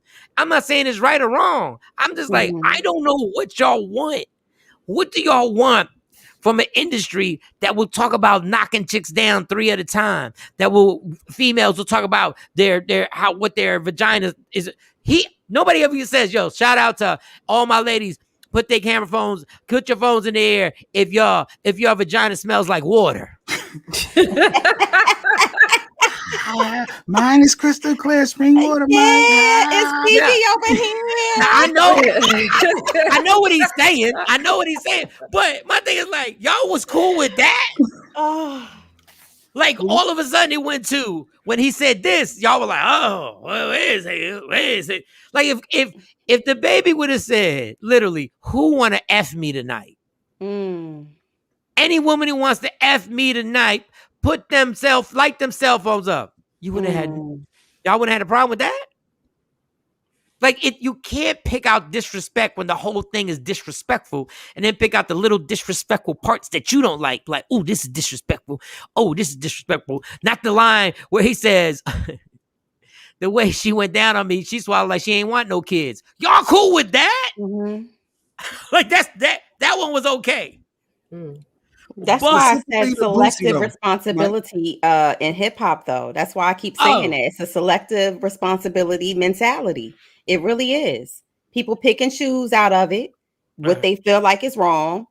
And if it's germane to them and their cause, then they want the world to jump on their bandwagon and jump on their cancel culture for this person. Look, I don't have a problem with what Bootsy said, except when you say I'm a drag them off. I already know where the triggers are. So you ain't got a problem when he said that you got boys trying. He said the boys are trying to be straight, and then you naked in front of them. Like you can change.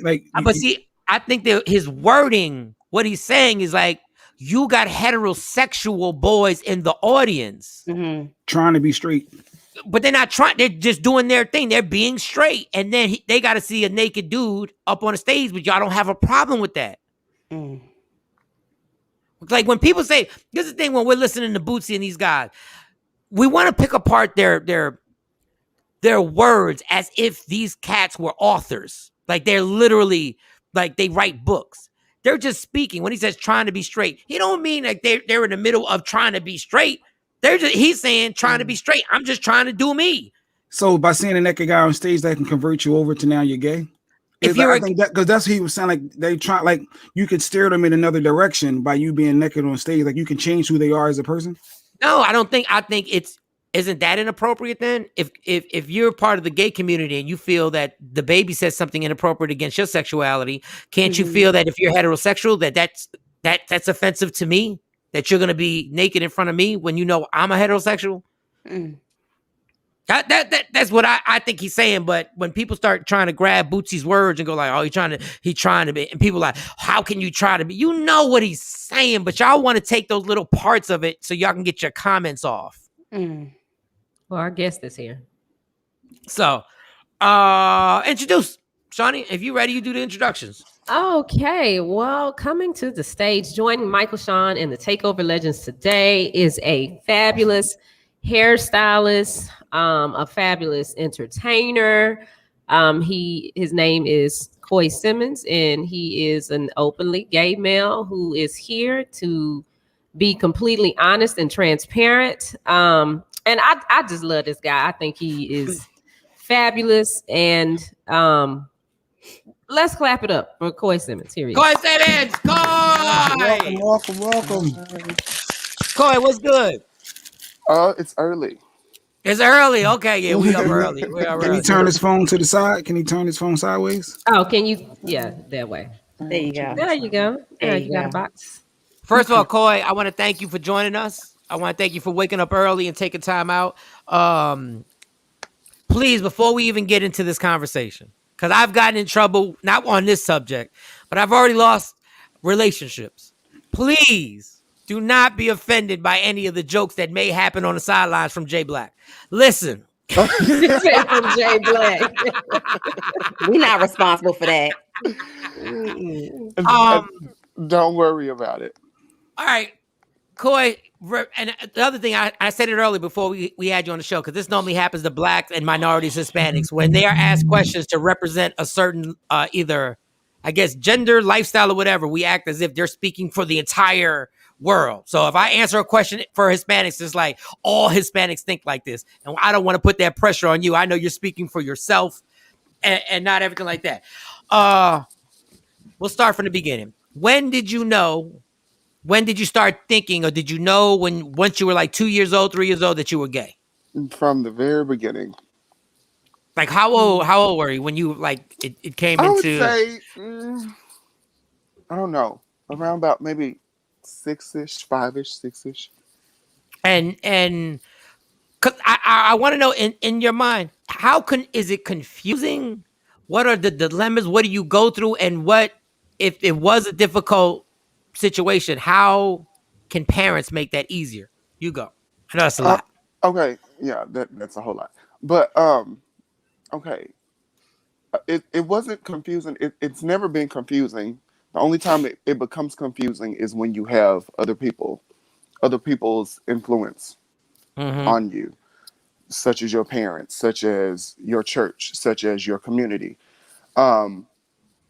So I mean, you know who you are when you come into this world, but it's other people's expectations of you that you have to deal with.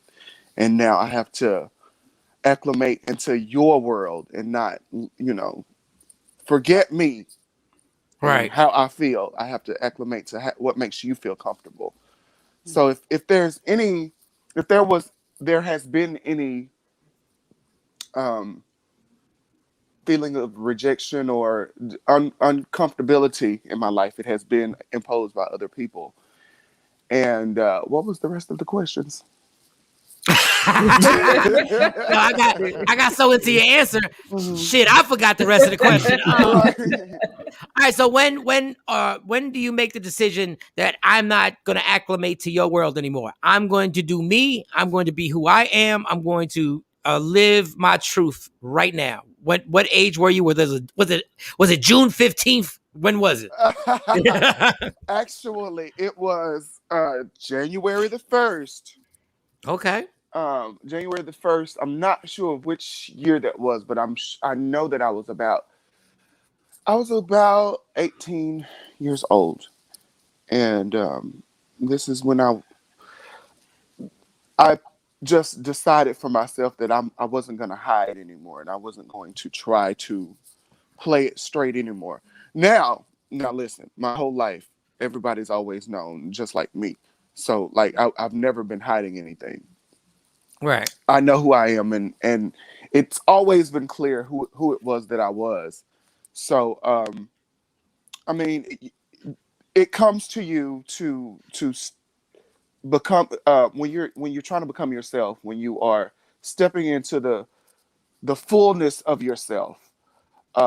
It probably takes a lot of conflict with other people and yourself, and when you grow tired of that, then that's when you pretty much just come out and live your life and be who it is that you are. And we're talking to Coy Simmons. He's doing us this great favor of having somebody who can speak on certain issues like, okay, let's get to it. Did you see the video with the baby on stage that he's getting dragged for right now? I did. You did. You go. What are your comments? How do you feel? Go ahead. Like, I'm not, go ahead. Well, honestly, I don't feel any type of way because these are entertainers, and I mean, as you said, if you listen to some of their songs, I mean, it's highly disrespectful all the way around. So I can't pick, this is so disrespectful that you did, and this is so disrespectful that you did, when all around, there's an issue, and that needs to be spoke about in our community. When it comes to what he said, to people that, to the gay people that carry on like that, you know, I'm sure that a few of them were offended by it. For the people who suffer from the HIV, I'm pretty sure that they felt some type of way. But I would implore everyone to think about all of the things that are done against you in the day's time that aren't said. We live in a society that, especially now, you can say something and it just goes like wildfire. But we actively have people, elected officials, that are making decisions on our behalf, and you know, we're saying nothing about this. This is doing more detriment than a man on stage talking about some sucking some dick and whatever else he said. To me, there's a bigger picture, and there's bigger fish to fry when it comes to our social being and our collective being. You know, we elect people to speak on our behalf, and they're totally doing things opposite. And you know, you're 1000% right, because see, that's not a good Instagram post. See, that's not a good TikTok video. No. And what that would take is that you actually have to read up, and then you have to actually follow through on what this person, man or woman, that we elected in whatever position, whether it be a judge, a prosecutor, whether it be a mayor or a governor. So you got to do actual work, and you can't just read something for 30 seconds and then get a view and opinion. I totally agree with that there's a bigger picture here, but they get us distracted by this. Right. So Absolutely. we're distracted. Yeah, we're distracted by this situation. So what irritates you about heterosexuals when they talk about the gay lifestyle? What was a pet peeve where you go, I wish y'all would shut the fuck up? My thing is the thing about the children. First of all, I mean, have you seen the children nowadays? Like, they're not stupid. They come out working iPhones. They're not dumb. They're not ignorant. The thing that I feel like the difference between the children now and when I was brought up. See, I was brought up in a time that you do as I say, not as I do. Yep.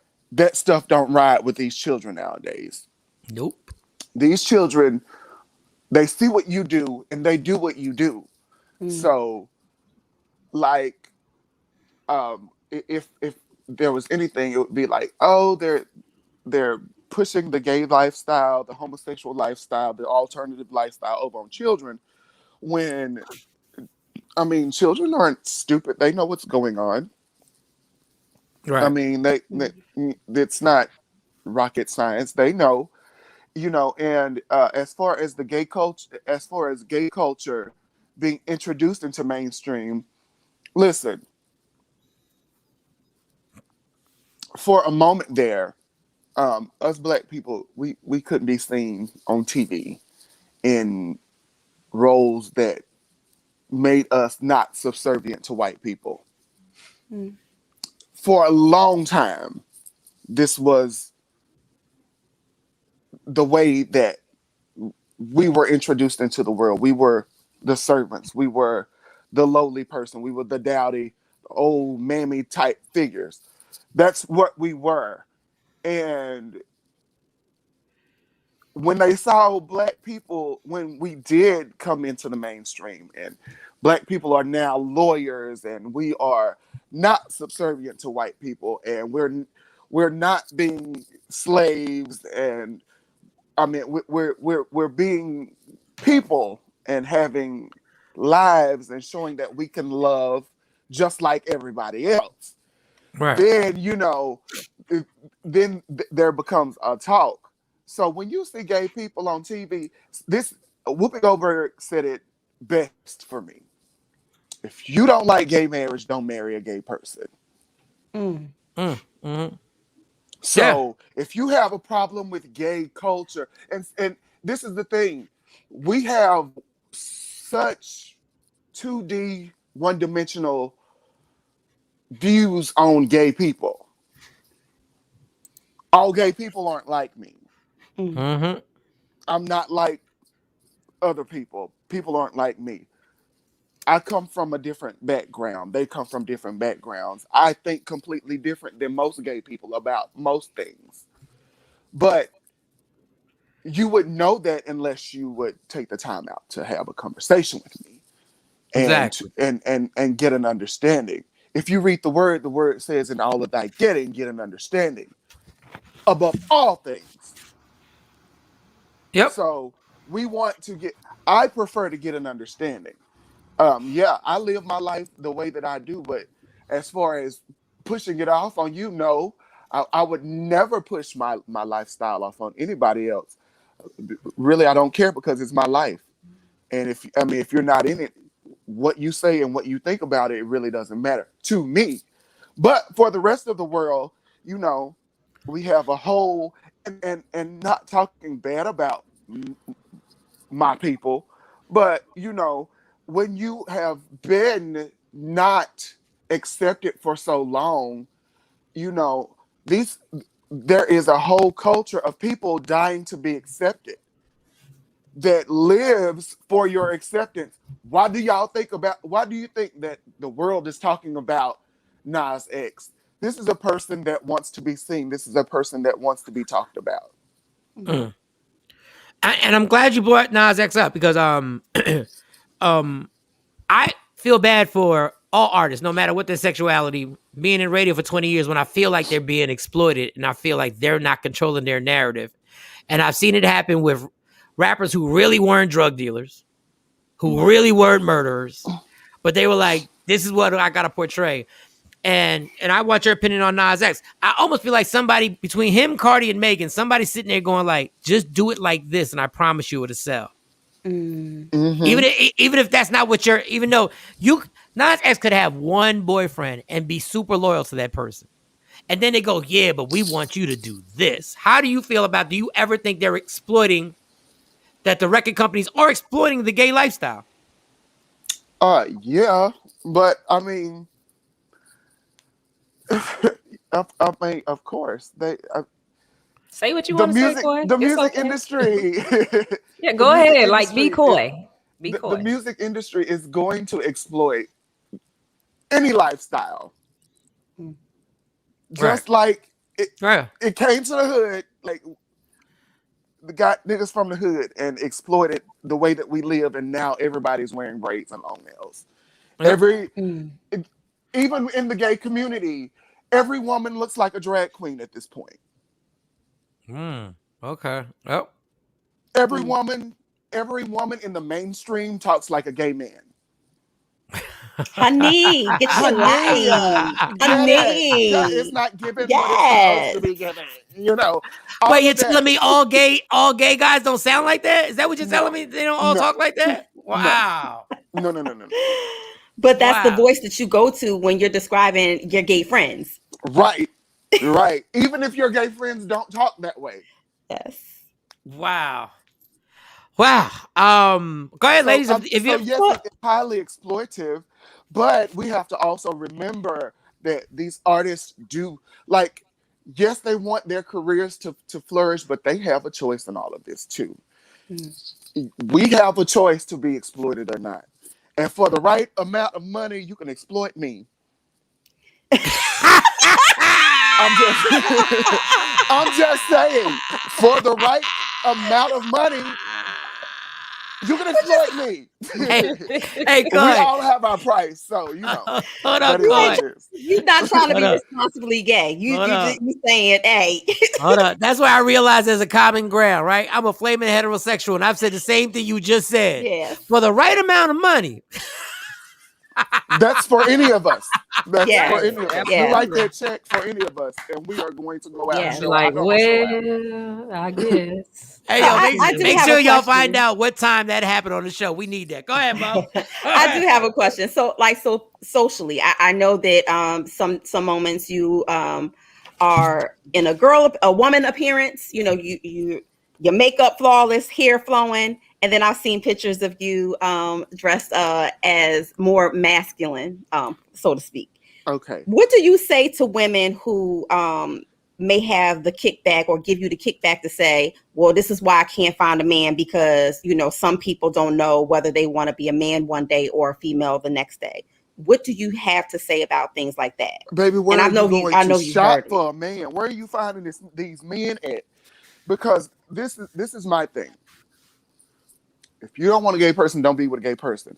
And when it comes to, and this is my mind, and my mindset, my experience, most people, period, have a level of bisexuality to them. I've said this before many times. However, with that being said, I don't think that. Just say it. I don't think that's got nothing to do. Like, well, I'm thinking about her question. Mm-hmm. The way I look has nothing to do because I mean we're not even on the same team, so I'm not even looking over there at you for that. Mm-hmm. Mm-hmm. So, like, I don't know, because there is a difference between your who you identify as in terms of gender versus your sexuality or your sexual preference. So right. How do you, and I'm not saying that it's your obligation to make people understand that, but how do you explain that when like today I see you beautiful, glammed up, and then tomorrow I see you and you're still beautiful. And I said this before you came on the show, you're a beautiful human being. But I see you on a masculine side. And I'm like, okay, that's Coy, the person who looks like a man today. What do you say to people who say, all right, well, which, you know, people may say, are you confused? Like, of who you want to be? When it comes to that. Okay. I got you. Okay, when it comes to me, anything that I put on, anything that I wear, for me, it is a mere rag because naked I came in this world and naked I shall leave. That's how I look at it. Coy just started a church out this joint. Yes, wait a second. It's only rags. It's only rags because at the end of the day, if you look at history, heels were worn, introduced by men. And women started wearing high heels to become more masculine and to be taken more seriously and to look more like men. Men wore lace wigs. I mean, we have wore powdered wigs and sitting up on top of our head looking crazy. So, like, these are rags. This is paint. It has nothing to do with the person that I really am. Today, I just felt like wearing my hair and my wig and painting my face on. And them eyebrows are beat. And tomorrow I'm not going to feel like that. Maybe I'm not going to feel like that. Maybe I am going to wear Jordans and jeans and whatever else that it is that I'm going to wear that day. For me, and this is only for me, there's no confusion. Because I live in me every day. I live with me every day. There's nothing confused about my life. Everything in it is cut and dry. It's so you're very intentional. Very intentional. Very intentional. But you have to be. When you wake up, you have to be intentional about your days, or they're not going to go right, or you're going to be living the version of your life that other people have set up for you. And I plan on always living the version of me that I planned out for, not other people. So no, there's no confusion going on, and there's no misunderstanding on my behalf. It's so just what do you do when women like hit on you though? So what do you do when women hit on the Coy that come through with the Jordans? when the Coy come through with the Jordans and the fitted, what do you do about that? Like how do you? I mean, you nip that in the bud, like you know that this ain't even what you want over here, and no, and I let it be known that that's not it, girl. This ain't even what you want. You know, I could do your hair or something, but that's it. So you know, what do you do? What do you do on the flip side? Because when Shawnee first showed us your picture, I ain't know you. I just thought you was a woman. I said, "Oh, she's pretty." Like I was just like, "Oh, so what do you do on the flip side when a guy assumes that you're a woman and comes to holler at you?" This ain't what you want, nigga. All right. This ain't what you want, nigga. You throw that little bass in there on right, and then right, and then and see with men it's so different because either I'll get okay, that's what's up, and then they'll go on and then like what the fuck that's got to do with me, and then like this I have to go completely different. Hey, I'm married and this and that and other, like it's crazy because there are men out there who will still come holler at you who consider themselves or portray themselves as being heterosexual. So let's make sure that we put that out there too, because I'm pretty sure you've had people holler at you and you give them the base and they say, yeah, but I still want it. Right. And so how do you navigate that scenario? Well, I mean, for me, it's very easy. I got a man at home. Like it's cool. Like that usually cuts off everything unless the nigga be like, what's your nigga got to do with me? Right. But that's not a very hard situation for me at all. No, thank you. I gotta ask you this question, and once again, this is one of the questions where you're gonna be like, "Well, how the fuck do I know that, Mike? I don't know. I don't know this one. I don't know him." Okay, famous DJ that I work with and Jay Black worked with DJ Mr. C from New York City. Are you familiar with Mr. C from New York City? Not familiar. Okay, huge, iconic hip hop DJ, and he got found out where he was getting transgenders to perform oral sex on him. And that was a big deal 10 years ago. That was like going to end his career. Now he's come out, lived his truth, and said that's what he's into. That's what he does. And we're like, Mr. C, do you? You're a great DJ. Who cares? But he keeps saying, and I'm not saying I don't believe him. I'm just trying to understand what this is. He says he's never had sex with one of the transgenders. He just gets oral sex from them. Look, I'm not part of that life. But my thing is like, I don't know how... I don't get it. Is that possible that you just live a whole lifestyle where you just get another dude that's dressed up like a girl to perform oral sex on you, but no sex happens after that? Okay. I believe that it's possible, but highly unlikely. And just for everybody watching, when we refer to our transgendered sisters, we want to call them women because that's what they just prefer. Call them women. Okay, just that these women. So we're gonna call them women. This is the thing about all of that. I'm really not interested what happens in other people's bedrooms because I be trying to keep mine together. But it's likely that has happened. It's possible, but not likely, because if you just let's be real about the situation. Right. Anytime that you have been given the oral sex, you already know what comes next. Yeah, I was just asking. That's what. Yeah, I just you know what comes next. So. Maybe that was his way of telling us to mind our own business, but I don't know. I don't know. Or do you think because he's acknowledged receiving that he's trying to put it out there that he's not giving or taking or I guess what they would consider the bottom of the situation?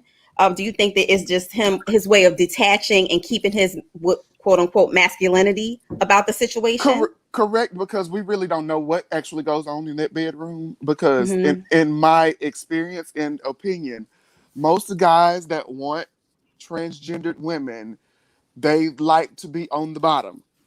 Wait a minute. Most guys that like transgender women, of course, want to be on the bottom. Of course. Why would you go? I mean, why would you leave all of these actual women to go and screw a man that looks like a woman?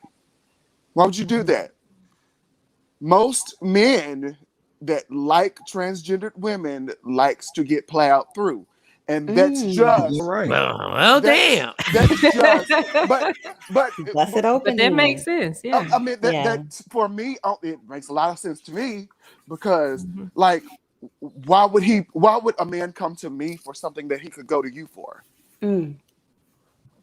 Okay. There's no just use. common sense. There's no use common for sense. me when you're there. So the only use for me that comes in is to provide him with something that you can't provide.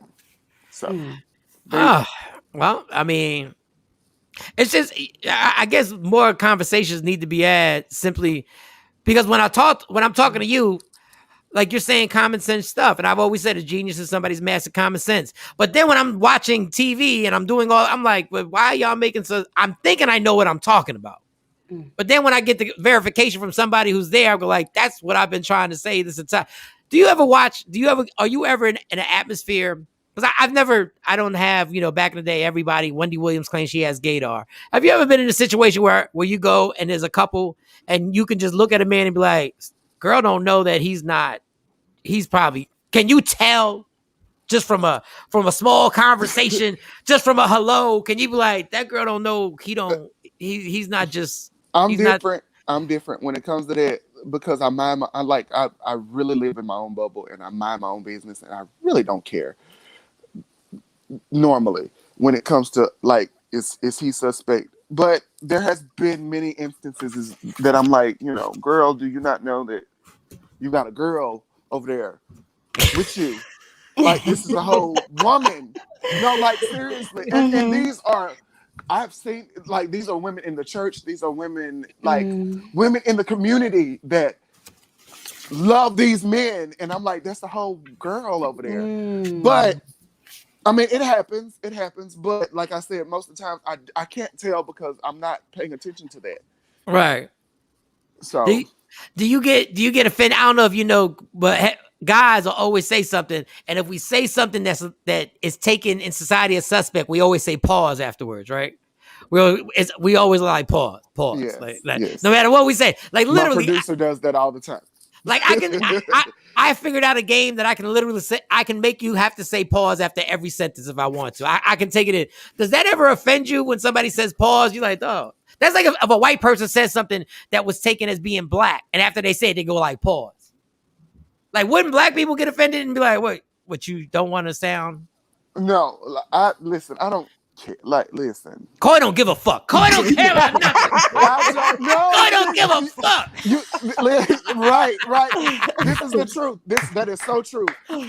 Like, when it comes to stuff like this, I really am reaching when it comes to stuff because at the end of the day, I really don't give a fuck about people and what you think and all of that. But for us, like, we have gay people that, for me, we focus on the wrong thing. And there's this famous transgender lady and another person, and they're supposed to be having a conversation about toxic masculinity and how we protect our men from when they say stuff like what the baby said and all of that. My take on all of that is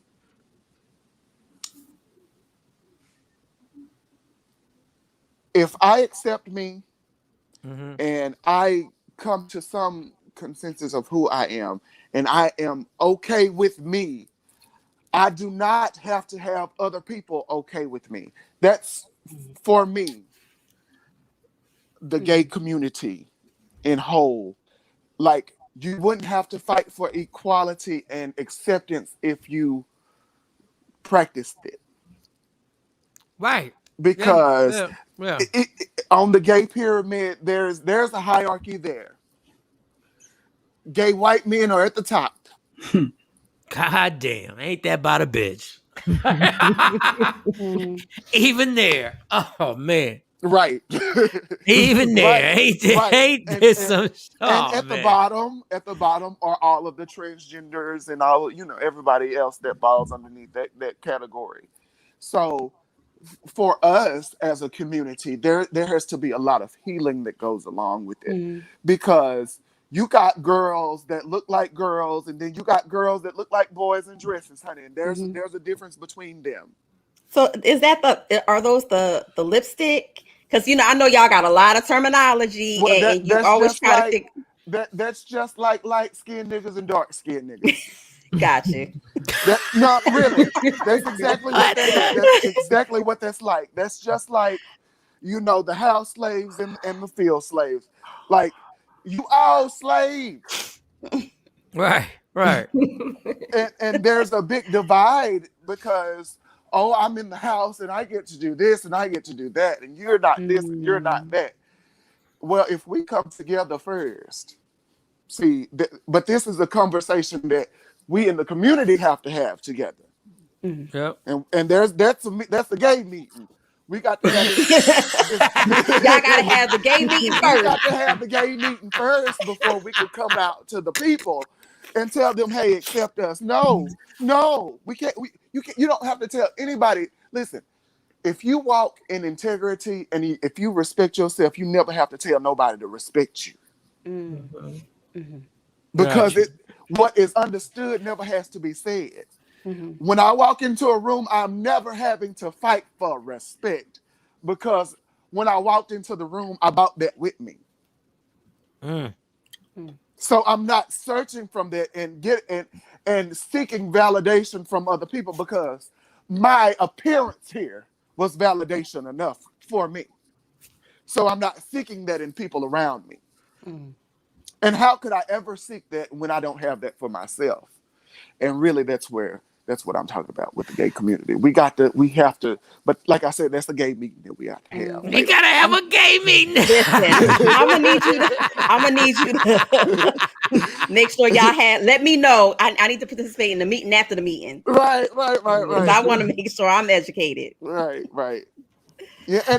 Hey, Mo, how about you mind your goddamn business? Always trying to get it on it. This is the gay meeting. It's important for me because I do have gay people in my family, and I want to make sure that I'm respecting their community as well, and make sure that I'm not wrong, in some of the things that I communicate with them about. So yes, I do want to know, and I'm nosy as hell. So yes, I do want to be at the meeting after the meeting.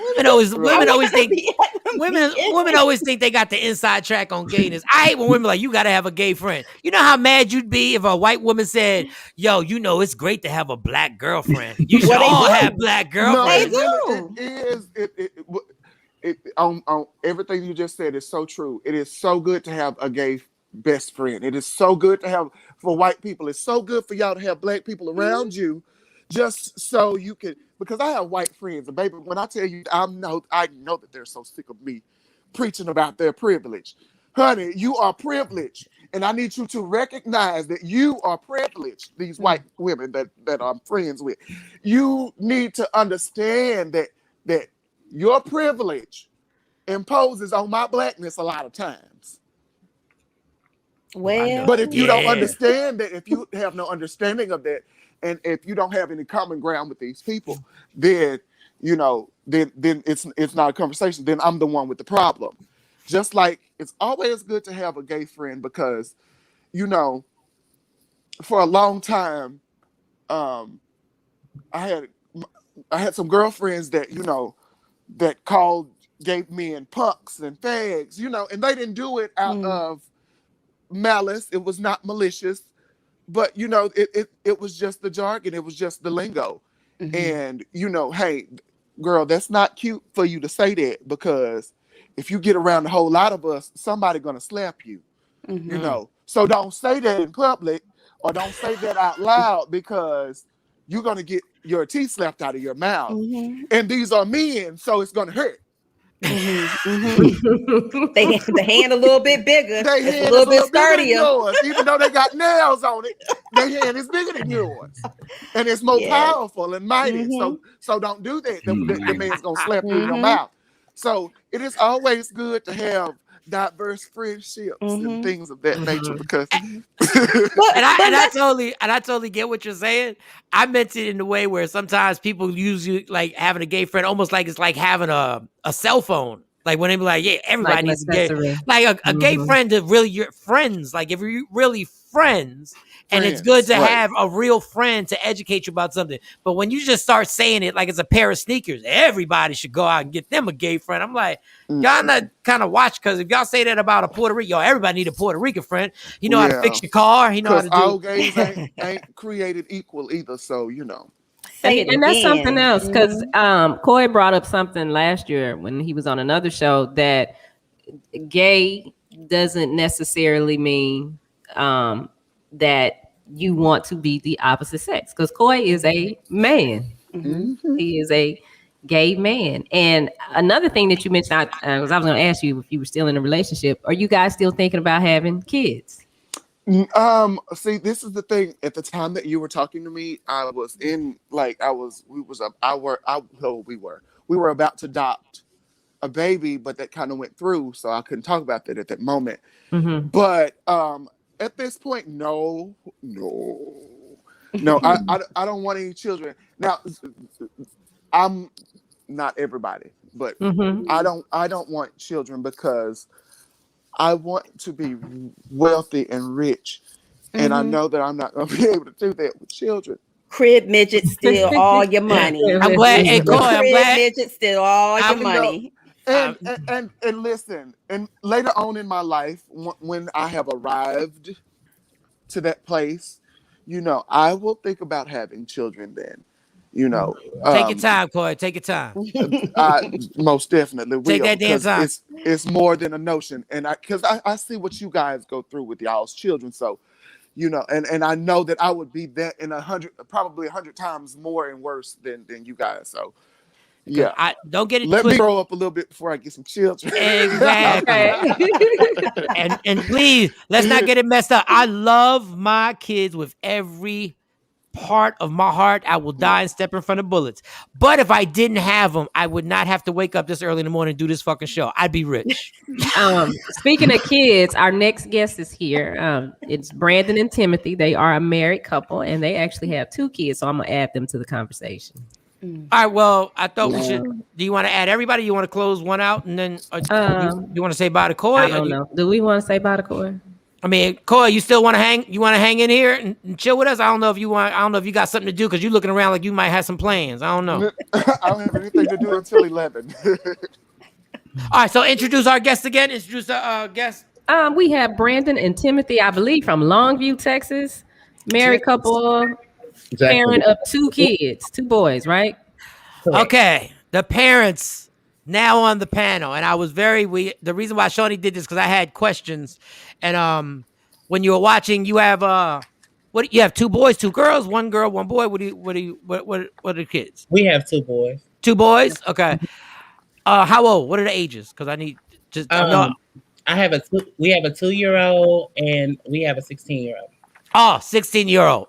They're both perfect. God bless you, and blessings for having the kids, but a 16-year-old or something. As a parent, you're watching. How do you feel about not just gay sexuality? This is what I don't want. I don't want I mean sexuality being pushed when your 16-year-old is watching, let's say, the BET Awards. Are you do you cut the TV off and say you're not watching that, or how do you handle stuff like that? I mean, it's certain things that you want your child not to watch, because some things are a little graphic or vulgar for their age. So what we try to do is just try to look and see what they want to watch, and then we just evaluate their situation to see if we're going to let them watch it or not. Okay, now I want to give give me an example of something that you're not gonna watch. Like, give me something where you guys were like, or maybe you were watching it and in the middle you were like, we got to turn this off. Wait. Why y'all looking at each other? Why? There's something that y'all were watching. Tell me it was Cardi B and Megan. Was it? Mainly that's what it is. Like, as far as like stuff with cussing, we not really pushing that issue, because like when he go to school, he hears them type of things at the school. Mm-hmm. But as far as like people taking their clothes off, like stuff that's like X-rated and stuff like that, that's stuff that we just try to like take off the TV, because he is a growing boy and he is in puberty, and he's hitting all those spurts. So we just try to keep it minimal as possible because we don't need nothing. Y'all ain't trying to be grandparents early. Y'all ain't trying to be grandparents early. And you're talking about the 16-year-old, right? No, we don't have that to do. All right, let me just do a quote, an ignorant heterosexual quote. Okay, go ahead. You adopt boys, and because 2 gay men adopted boys, the boys are going to be gay. I've heard this numerous times. We hear that all the time. Numerous times. And let me tell you something. The way I see it is, it's no different than a straight household. Because there's certain things that you're not even talking about to your kids. There's certain things that you don't even show your children. So that has nothing to do with determining the sexuality of a child. If the parents are gay, if you have 2 gay parents or you have 2 lesbian parents, I don't think that dictates a person's sexuality. I mean, 2 straight people can have children and their children come out gay.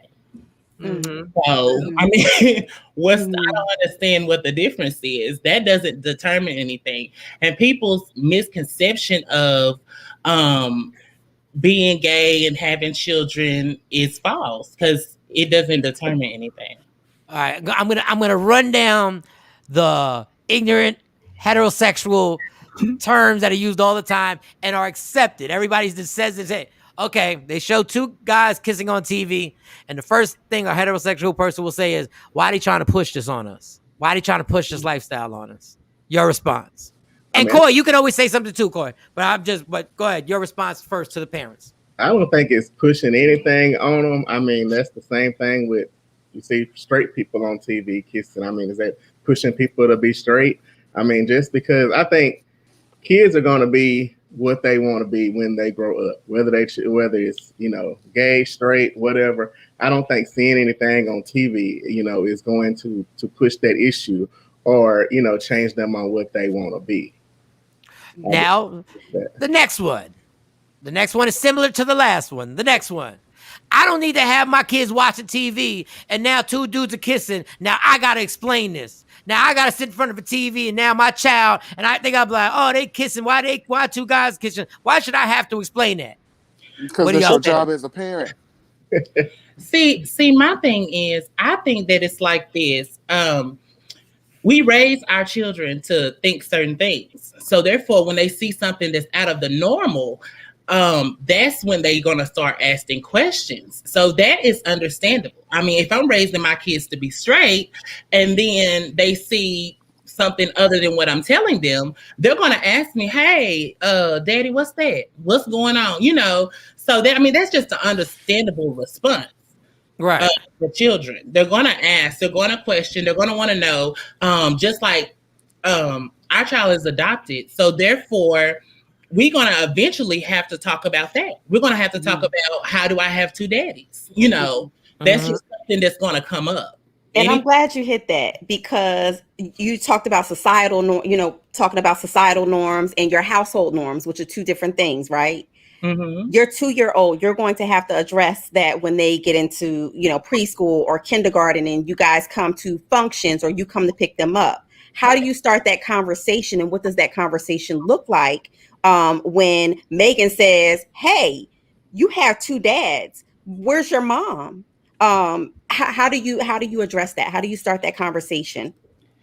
See, I always envision, I don't know if it's going to work that way because we're kind of new at this. But I always had this envision that, especially with the 2-year-old, that I could, instill stuff in him to kind of build a strong structure. So therefore, he will already know that this is to come. Because it's gonna happen. Kids gonna ask. Kids gonna want to know. It's Mother's Day. Where's your mother? Or it's family. Different events at the school. Mm-hmm. So then they're gonna be asking questions. But I figured that, if you give them that strong foundation, they know what's up. They know what's going on. They know how this works.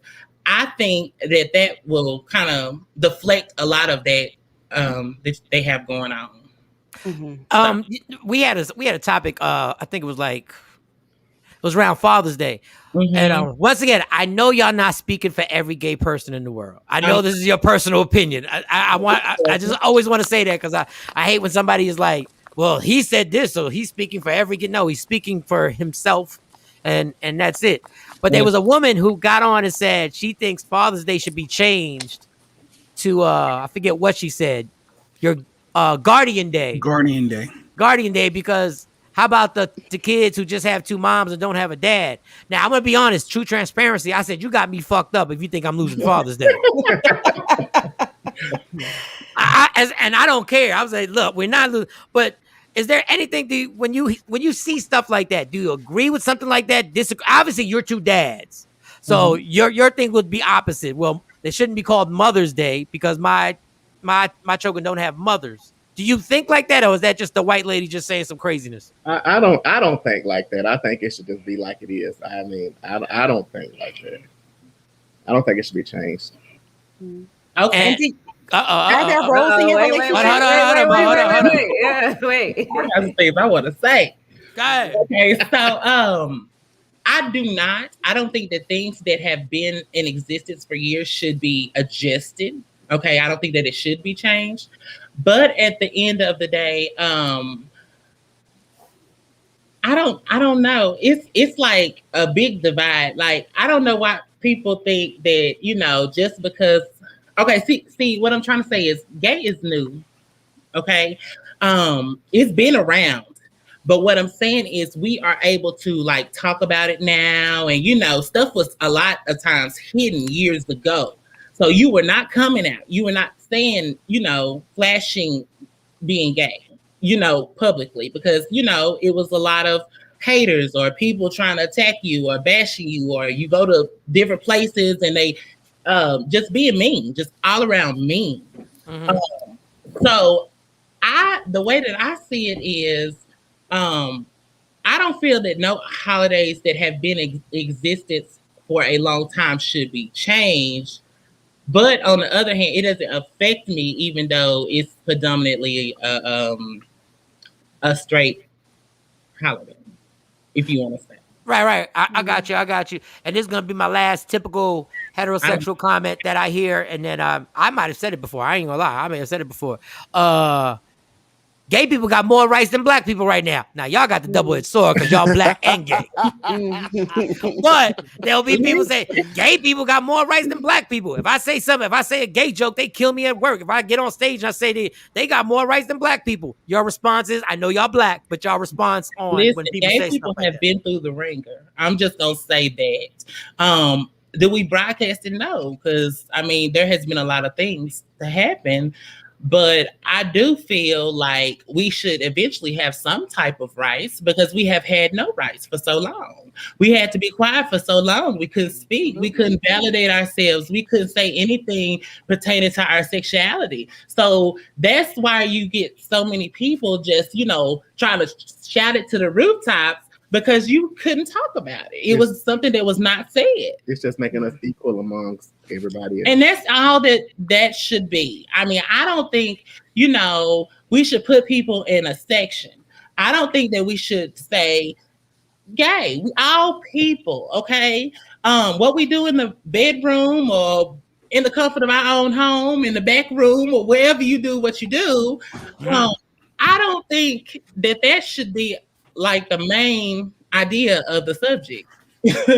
But see, that's the difference in straights, and that's the difference in gay people. We just want to live just together and normal as possible, but then society puts us in this bubble saying, hey, you're gay, or something like that. I don't understand that. I would just like to know which rights that we have that straight people don't have. Right. I want to know too.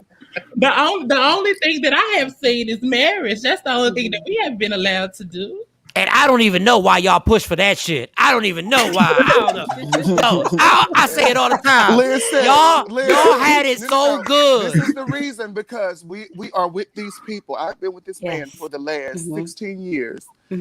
And when you are with somebody and you build a life, just like when you fall dead and your wife gets your house, if he falls, hold up. Come on, boy. If he falls dead, I'm gonna need to get this house. Even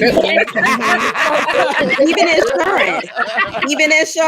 So you can't even get on his insurance. Right.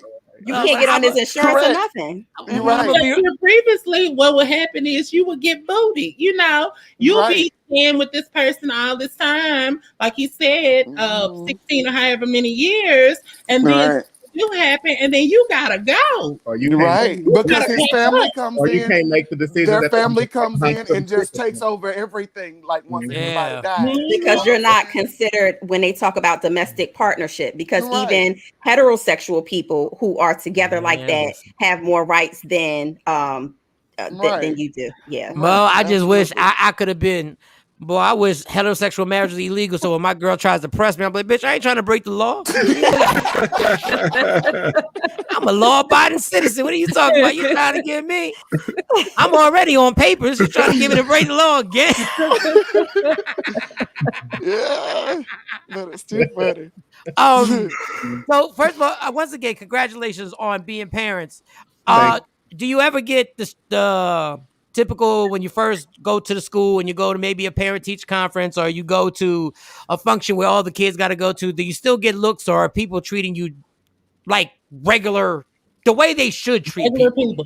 Let me tell y'all something, and I have always thought about it like this. People have changed. The world has evolved. This is 2021. So no one is stuck in the 90s or the 80s or 70s, whatever. So the world has changed. People don't look at people like that. We used to be foster parents before we were actual parents. So we had foster kids that we had to, take to classes in school like that. And people would come, they'd be like, oh, they're dressed so nice, or they look so nice, or you always keep them together. Most foster kids are not like that. So, I mean, I just know I'm going to do what I'm going to do for me, and I don't need no justification from nobody. So, therefore, my kid is going to be well taken care of. All right, Stephanie, she has a comment. She says, gay rights have been televised, hate crimes, equality crimes. Americans are ready for a civil change. Slow, steady pace, because America needs to evolve. Okay, thank you, Stephanie. Thank you very much. I didn't ask you about the baby comments. Did y'all hear what the baby said on stage? The rapper, the baby? Are y'all up on the rap? Because you might not be. I seen that on Instagram. What was your take on it? Were you offended or you didn't care? What was your take on it? Then I got one more question after that. I mean, I just really don't feed into all that stuff. So it just really it didn't. It wasn't, you didn't take any offense to it. You didn't take it, you didn't internalize him like that. He shouldn't have said that. I don't think he should have said it, but everybody has their own opinion. He like Coy, he mind his damn business. I see you. I see you. But I gotta be real with y'all. And because I don't want to be a hypocrite when I talk, now that I got y'all here and the stuff that I said. I've said shit like that on stage before. Like I've said, if you ain't got no HIV, if you HIV, and mind you, both my uncles died back to back from AIDS. And and now that I'm thinking about it, I've said that. I'm going, you ain't got no HIV, make some noise. Everybody goes crazy. I mean, I've been in the club and they said that before. So I mean, like, yeah. And now when he said, if you're not sucking dick in the parking lot, I was like, I kind of knew he was going to get some pushback on that one. I was like, okay. I was like, if he would have said everybody, I guess if he would have been all inclusive with the disrespect, I think he would have. He got, so you guys you didn't really have a response to that. I want y'all to give me the. Oh, go ahead, continue. Go ahead. What you said? I didn't have a response to it because I didn't watch it. You didn't, right? I think he watched. I didn't watch it. I just seen it trending on Instagram, and then I just seen it when people were talking about it. Okay. Give me, and then Mo, if you have a question afterwards, so we can wrap up. And Coy, I need this too. What are the stereotypes that people have of gay people that you guys look and go like, wow, y'all really assholes for even thinking that? Who's the girl and who's the guy? That one right there. There you go. All right, hold up. Let me cover my camera because I guess I was the asshole. Oh my god. I get the. I'm just going.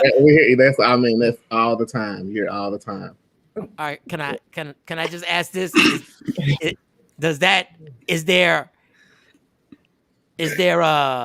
Are there roles that you play, or do you switch the roles? I'm just asking. If you don't want to answer, don't answer.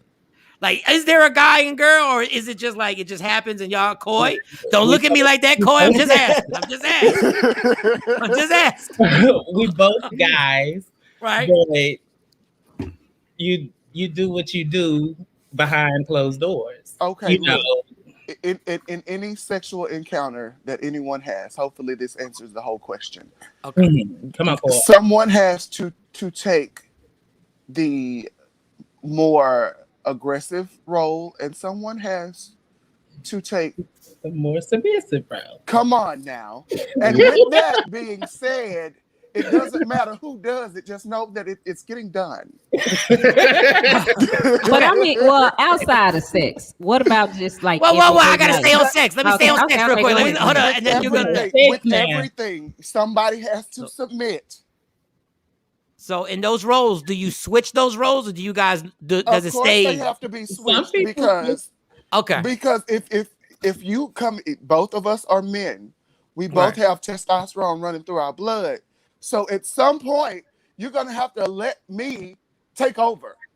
Oh, you know what? That makes sense because sometimes my fiance has to do that. Yeah, you're right. Yeah. I ain't being on the bottom tonight. Like how do you, I ain't the bottom tonight. It's your turn. Yeah. That's funny. That's funny. So I mean, in order for it to all work, there has to be a give and take situation. So, like with everything, just like with your girl, sometimes she don't want to be on the bottom. Right. Let her be on the top. Let me put my cowgirl hat on because I'm riding tonight. Right, she riding it tonight, baby. And I like that because sometimes she be a little lazy. I'm like, stop being lazy. Like, come on, like you pop up in here and do something. I can't. I'm tired. This is cardio. Sex is, everybody knows. I don't care what type of sex you have. Sex is cardio. The person doing most of the work, and you can actually just chill. I'm like, we gotta even this out. Go ahead, Shawnee. What's your question? Corey answered it already. Because I was just asking, like, outside of sex, even just with the like everyday roles, and you know, with your kids, do they ask? Have your sons ask? Well, the 2-year-old, I guess not, but the older one, did he ever ask? Well, or is the older one adopted too, or is that one of your biological kids? He's more like a godson, but he's with us like all the time. Mm-hmm. Okay, and has he had that conversation with y'all? Like, well. Listen. Okay, everybody else got a mom and daddy. What's happening here? Oh no, he was raised up with it. So like he doesn't have any issues. Like we started getting him when we was like he was like 2 years old or 2. Yeah. So he's been around it. So it's basically like it's nothing new to him. Nothing at all. And it's certain stuff, even with him growing up, that we would do and not do at the house. You know, we're not kissing in front of you. I mean, that's just me. I'm not a PDA type of person. Right. And it's that I just don't want to do it. I never have done it. I mean, I don't go in public kissing. Some people like that's what they do. But he hasn't never had a problem or expressed a problem with it. Having 2 dads. But you have to remember too, because I told y'all at first, these children aren't stupid. Mm-hmm. They have a great sense of the world, and it's usually when there's a problem, it's the parents with the problem, because instead of being parents and explaining to your children, you can't explain something you don't know. So that, as a parent, to me, that means this is your time to get educated on who it is and what it is that you're trying to convey over to your children, so that they know. These children aren't stupid. They know exactly what's going on. You're absolutely right. And they do, because mine knew, and it shocked. They were younger. We were watching something, and 2 men were kissing on TV, and one of them said, "Well, why are 2 men kissing?" And the baby was like, because they're gay. They're in a gay relationship. And I was like, oh, okay. But and they told me at school they had the conversation. Right. Hold on, my kid. I was gonna say for me, my son is on the autism spectrum, but he actually came to me and asked me, "Mom, what is gay?" And so of course, we haven't even had the conversation about sexuality. Of course, we talk about bodies, but we don't talk about sexuality in terms of relationships. So I'm like, oh, it means, happy, He said, no, the other one. And so my answer and my response wasn't good enough. So he took out his cell phone. He said, Siri, what is gay? And I said, if this bitch don't mind her business, because Siri gave him like the low down. Siri broke it down. I was like, that's too much, for his age. It wasn't age appropriate. So I think that you're right, that you do have to have these healthy conversations before your child go to get it from somewhere else. Can I ask a question? Mm-hmm. What is age appropriate? Because I learned at a very young age what sex was, and the way that my mom put it into me was because I was about 5 years old. I was about 5 years old, and I asked her what sex was, and she told me what it was. But she gave it to me in terms that I could understand, and it wasn't graphic or anything, but I understood and I knew what it was. And I'm going to say this, as a 34-year-old, I appreciate her for giving me that, because when I went to school, I learned about sex in totally different ways. Yes. Than what my mom gave it to me, because she gave it to me. She gave me and let me know what it was. And this is one thing that I would say to straight people is, hey, if you want to have a handle on what your children know and how they know it, you ought to give it to them yourself. Because if they're getting it from somebody else, of course they're gonna get it the wrong way, and of course they're gonna get information that you don't want them to have. If you give them the information and if you equip them with the information that they need to have, then they won't fall into all types of sexual stuff. So Paul, no, when I say age appropriate, I mean 30. Yeah, no, that's not what I mean. I'm a clinical therapist, right? So when I say age appropriate, I mean having the conversation to where they can comprehend it. You wouldn't have a high level conversation with a 8-year-old. You would have an age appropriate conversation to where they can receive the message and get a better understanding. Well, I will say this to all parents. Our society, and this is not gay, this is not straight. Our society is forced these kids that they cannot be kids anymore, but for a short time. So the society has forced us to have these conversations about everything when it comes to sexuality, heterosexual sex, gay sex. And that's the one irritating thing, because Coy was right. I had to be very open, especially with my oldest daughter, about sex. I can't front like it's not going to feel good. We got to have these blunt conversations. But the fact that I got to watch as a parent, you got to watch every single thing that's on their phone, on their laptop, on TV, because everybody is pushing these kids into sex. And I tell you what, the one thing, and like you, Coy, I was exposed to sex very early. And I will say this, I was exposed to sex very early by a woman who was older than me. And I wasn't really talked to about my parents. And once you open those floodgates on having sex, things change. And I changed as a person, and I was chasing. Like, I was just like, this felt good. And I'm in the streets now. I don't care. I don't care whose feelings I'm hurting. I don't care. I don't care if I'm just using you. And I was like 11, 12, 13. So it makes me kind of upset that these kids will never, I shouldn't say never. A lot of kids just don't ever get to just be kids for some years and just go out and play. And I remember being 6 or 7. I remember laughing all day playing. People say, Mike, you sound corny. I'm just telling you what I felt. And I'm telling you, once sex came into my mindset, it changed a lot. And a lot of it was very dysfunctional on my part.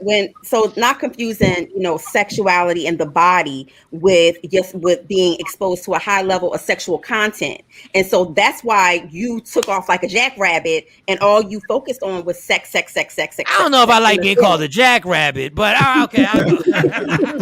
Hey, Jay Black has some questions. Go ahead, Jay. Black. Yeah, Jay Black. Go ahead with your question. Listen, let me tell you, true transparency. Stop Jay that, has been very nervous to say anything because he does not want to be I don't looked want at to. Yeah, as homophobic. He has a basic question. He texted. Listen, you might go ahead and ask it because that's fine. Go ahead and ask your question. No, I didn't have any questions. Go ahead, Shawnee. If you got something, go for it. So Jay Black wanted to know: did you all have men in the house growing up? Yes. Mm-hmm. Well, my parents was divorced. I was raised by my dad. My mom died when I was 12.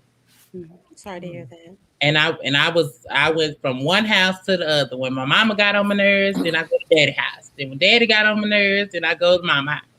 Oh, you was playing that card. I like that. Clap it up for that manipulation. Sky has a question. How did we ask that? How did you know you were gay? We asked we asked Coy. Coy, yeah. So Brandon and Timothy. Mm-hmm.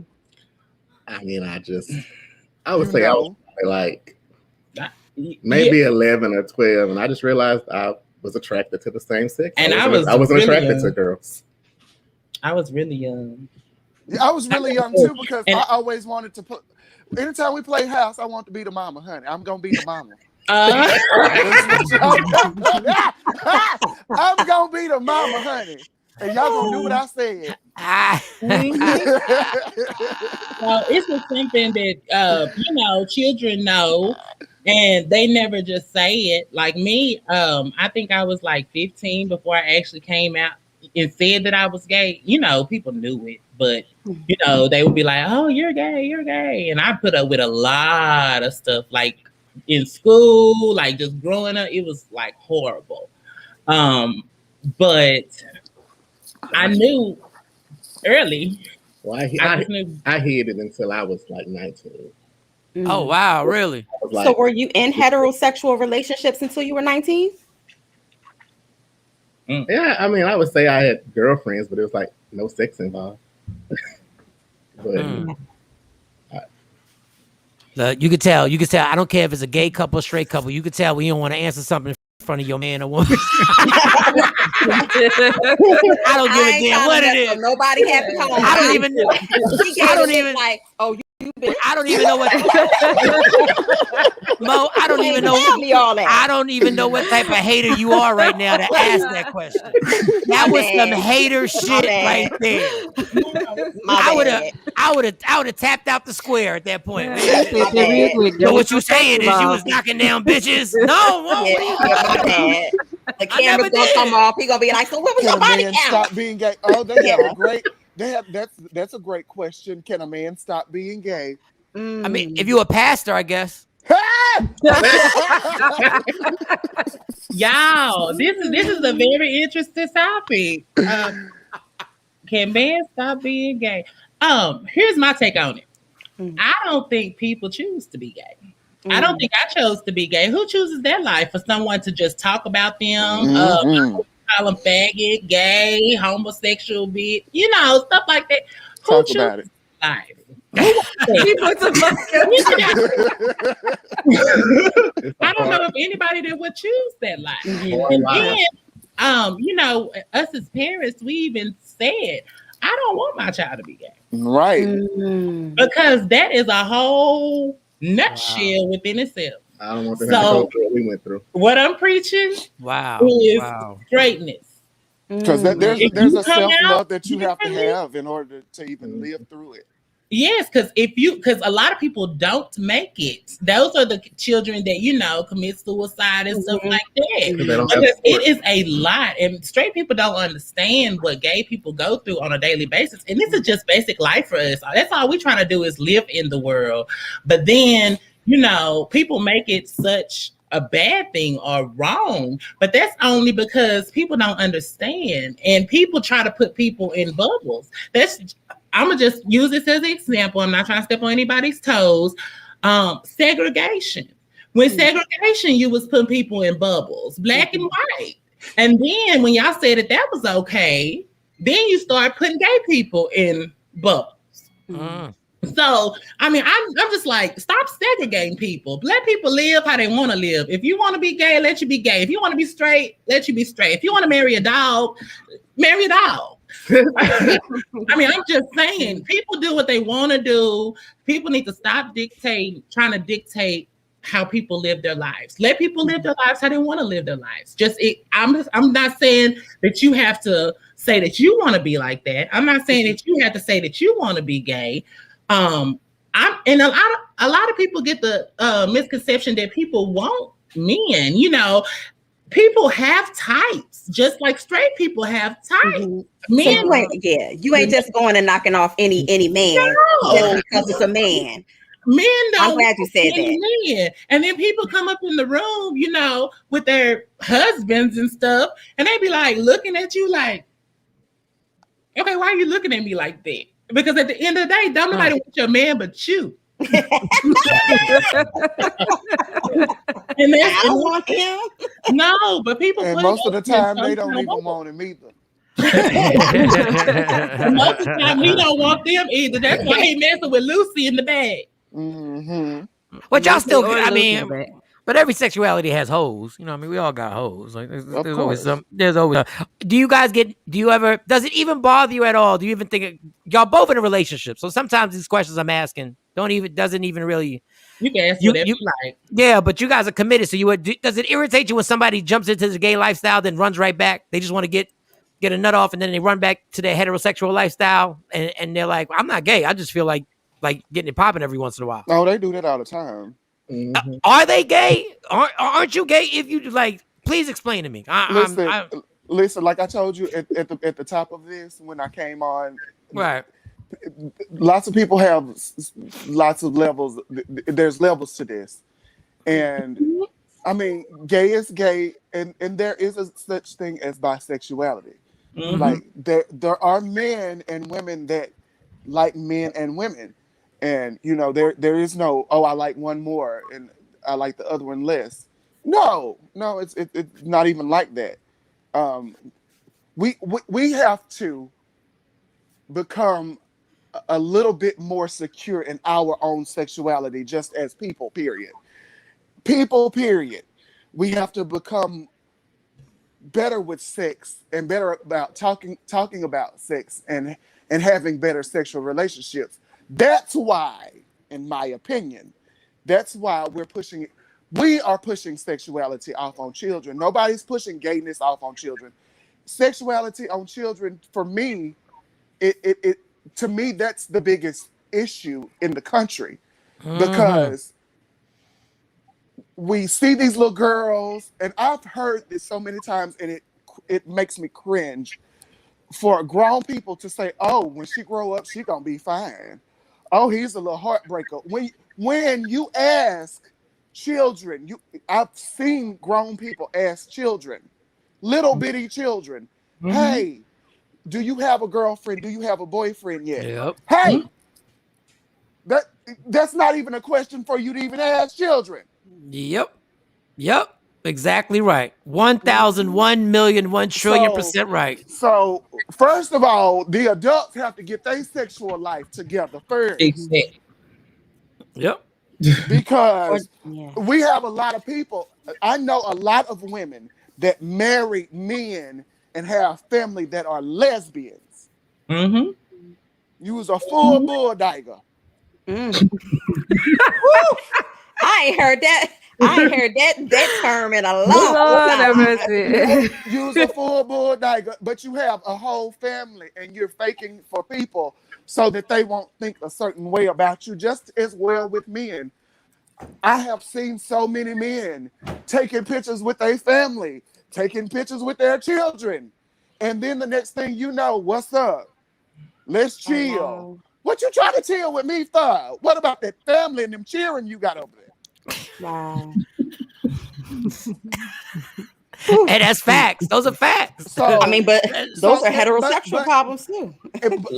But the reason I'm saying that is we have to accept that these are occurrences, and more people than not are bisexual because it's evident in their actions.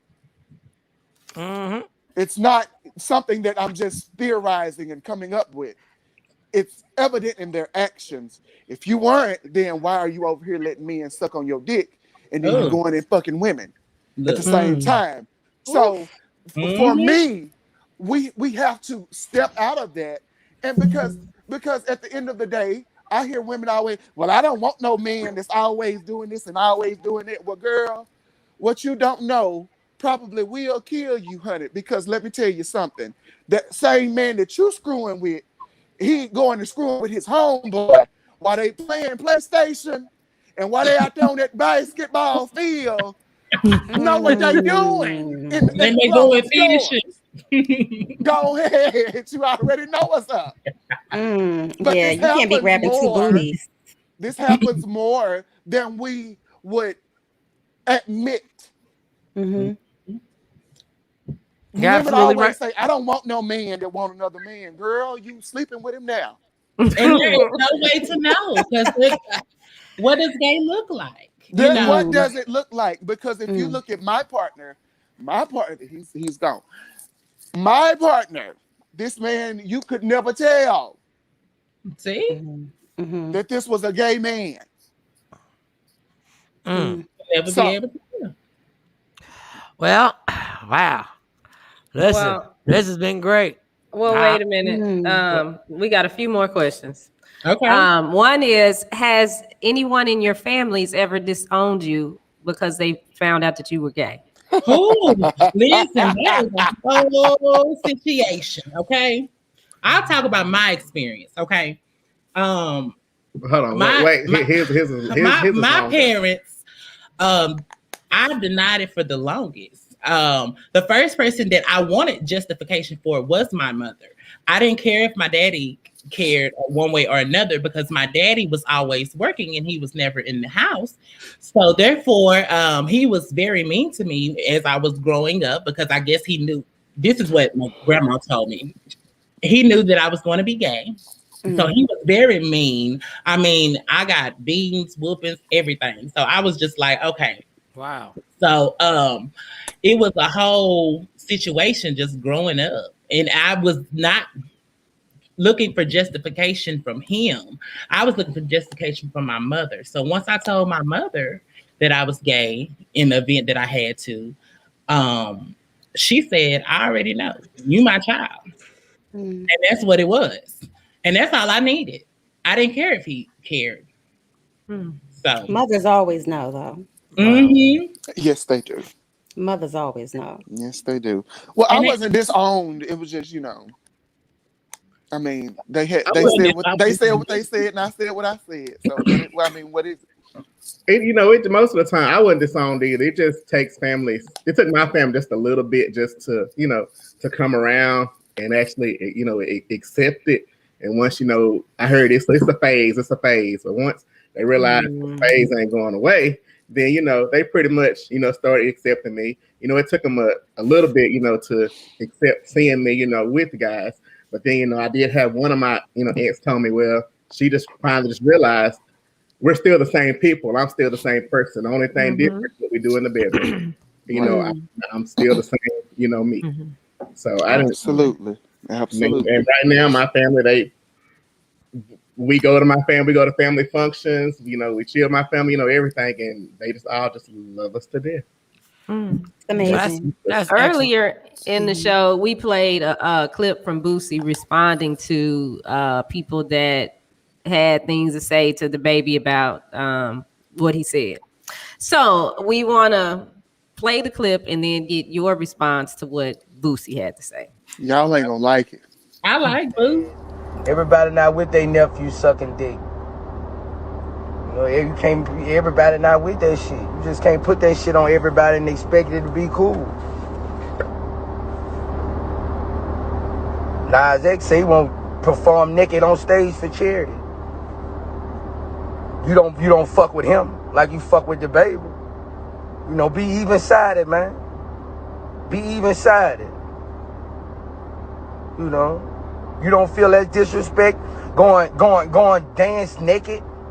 You don't think that's disrespect in front of boys who trying to be straight? It's totally disrespect. Totally disrespect. I'm at awards and he go up there naked, I'm gonna drag his ass off stage and beat his ass. Yeah. You let a nigga dance naked in front of your children, you a motherfucking crazy motherfucker. Or you like dick too. Showtime. I mean, I don't really understand that because, you know, they don't be saying nothing. Women be half naked up there dancing. Mm-hmm. And that was my... No, go ahead, Carl. Go ahead. You go. Go ahead. Boosie, let me tell you something. Boosie is a whole problem because, now listen, I love his music, but him as a person, he's a whole problem. And let me tell you why he's a problem for me. Boosie gives me very much the nigga that you fuck with, and he likes to get dick.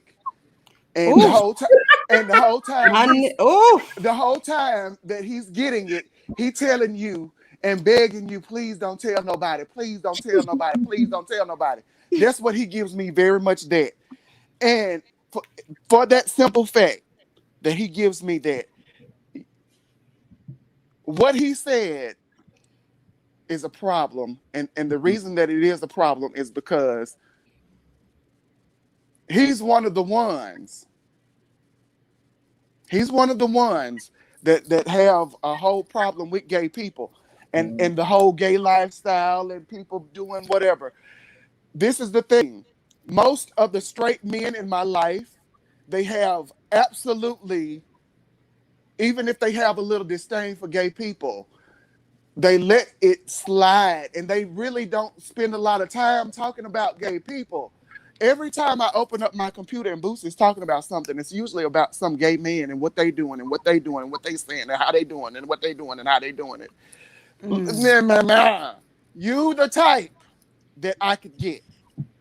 Oof. So you saying Boosie Badass is the type They called his own that will get his goddamn ice busted in every night. Woo. Busting your bike in. He's the one begging the whole time. Don't tell nobody. Don't tell nobody. Don't tell nobody. I can see it right now in the back of my head. I can see it.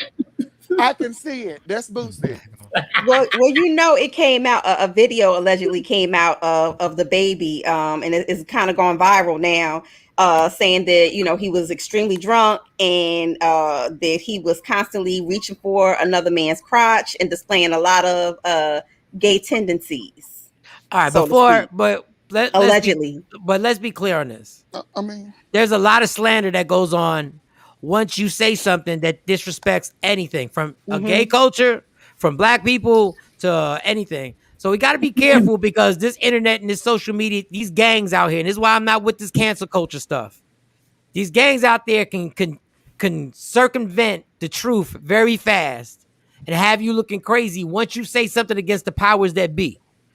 So we gotta be real careful when we start saying there's a video about the baby doing this and grabbing that all of a sudden. But no, I'm not saying you, Mo. I'm just saying all of a sudden. Just like when Deshaun Watson wanted to leave the Houston Texans, he wanted out of his contract. Then all of a sudden, there were 30 women. There were 30 women claiming that he had been inappropriate with masseuses. Now, Bootsy, the problem I have with Bootsy, I don't have a lot of problems. The problem I have with Bootsy is that you can't say something's inappropriate of a man being naked, because I have a problem with a man being naked in front of kids and a woman being naked in front of kids, period. But my thing with hip hop, and I always say this, you're not consistent. You can't get on your Instagram live and say, hey, anybody who shows me their vagina right now, I'm gonna give you $1,000. But you worried about the kid. I give you $1,000. I'm finna go find one and put it on the line so I can get this $1,000. You understand? But then you go back and say, you know, you got kids who are following you. Right. So you want some vagina on your being shown. So you can't. I mean, Boosie has admitted to basically providing statutory rape to his own children. So, like, for me, you're a problem in yourself. Like, that's, what you say is like nothing for me. I think that the line has to be: is it appropriate or not appropriate? Not that it's a gay thing that's appropriate, a heterosexual thing is appropriate. Is this appropriate for kids to see or not? Now, when it comes, but then it always goes, it's hip hop. Then it always goes, I drag you and beat Nas X video? Yeah. I mean, not Lil Nas X video. I wasn't for the Nas X video. I'm not saying he shouldn't make it. I'm saying just at least put a disclaimer so I know before the video starts that I got to click this channel before the lap dance on the devil happens. Like at least just give me a little, just a little minor compared to the video he just released with the jail theme and everybody. I mean, they're blurred out. But you just see all of these butt naked men in the shower. For me, that goes into the narrative that gay men are sexual predators. Mm-hmm. And say it louder. And just for me, and he's black an artist, gay men, because it's all black. All black. Mm-hmm. That right there.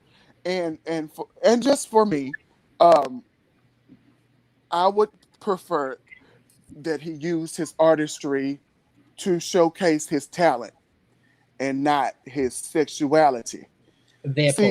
See, we used to always get on Beyonce about being naked, but at the end of the day, that girl has a work ethic that can be unmatched by anybody else in her industry. Mm-hmm. With Nas X, all I'm seeing is you pulling stunts for the crowd, and so we can watch you try to get clout. And for me, I look for more in his artistry, and he's not that good of an artist. He's an entertainer, but he's not an artist. Mm-hmm. And for me, there's the difference with him. But I mean, that's how he does. Like on everything that he does, there's always some type of hype in behind him, some like type a shock value. Some type of something. He's gaslighting us every time, and we fall for it every time. Mm-hmm. So I would just encourage us not to fall into the trap, because that's clearly what works for him. Yes. And if that's what works for him, why not come out naked and assless chaps? But we weren't saying that about Prince back in the day when he was out there, showing that ass. Mm-hmm. But he was allegedly straight, so that was fine. I mean, and and the thing is, this is nothing new. I mean, Madonna was tugging down Britney Spears at the MTV Awards. It was nothing new. It was Jamie tonguing down. I even forgot Jamie tongued down Jennifer Hudson, and then Fantasia at the BET Awards. There's always some sexual ploy that they try and use to get everybody's attention. And like Coy said, we fall for it every time. Mm-hmm. Whether we're mad or not, we fall for it every time. We fall right in line and go like, we get pissed, but the more pissed we get, like they said, no press is bad press. Even with this Bootsy thing, and even with the baby about the people like, we gonna cancel this, we gonna cancel that. All you doing is raising the attention. Mm-hmm. And now he's got a new video out, which I think he actually kind of is responding to Nas X's video. He has a video in jail, so it's a whole thing. Listen, y'all, I have to go, and you three guests, 3 hours. Yes, you three guests have been amazing. And you have educated me in a lot of different aspects. And I think it was good to have this show. And hopefully we can do more of this. And the one thing I will say is I've never done a show for 3 hours. And my best friend in the world, Jay Black, has not said a fucking word. I've never. He has put himself on social silence, y'all. And I give him credit. He's asking questions. It's just coming out of me. I'm the Jay Black talking today. Man, Shawnee, thanks for being an open snitch. You don't even have to do that. You can ask us questions. Yeah, he asked questions. I saw the Roku Apple TV numbers are all up. I'm like, wow, this is good. Numbers are really up. I said, I don't want to say nothing to sound ignorant or rude, so I'm not doing it. No, leave that to me. Normally he could just leave that to me, and I'll piss everybody off when I say something. All right, y'all. Well, we're going to end the show. Me and Shawnee are taking our road trip. I end the show. Love me for who I am, not who you want me to be, because I can never be that, and understand there's only one thing in life that is guaranteed. It will end. So enjoy every minute, every second, and never let nobody steal your happiness. It belongs to you. We're gone. See you tomorrow. Yeah. Michael, Shawn, and the Takeover Legends, where nothing's off limits. Free Agent Radio.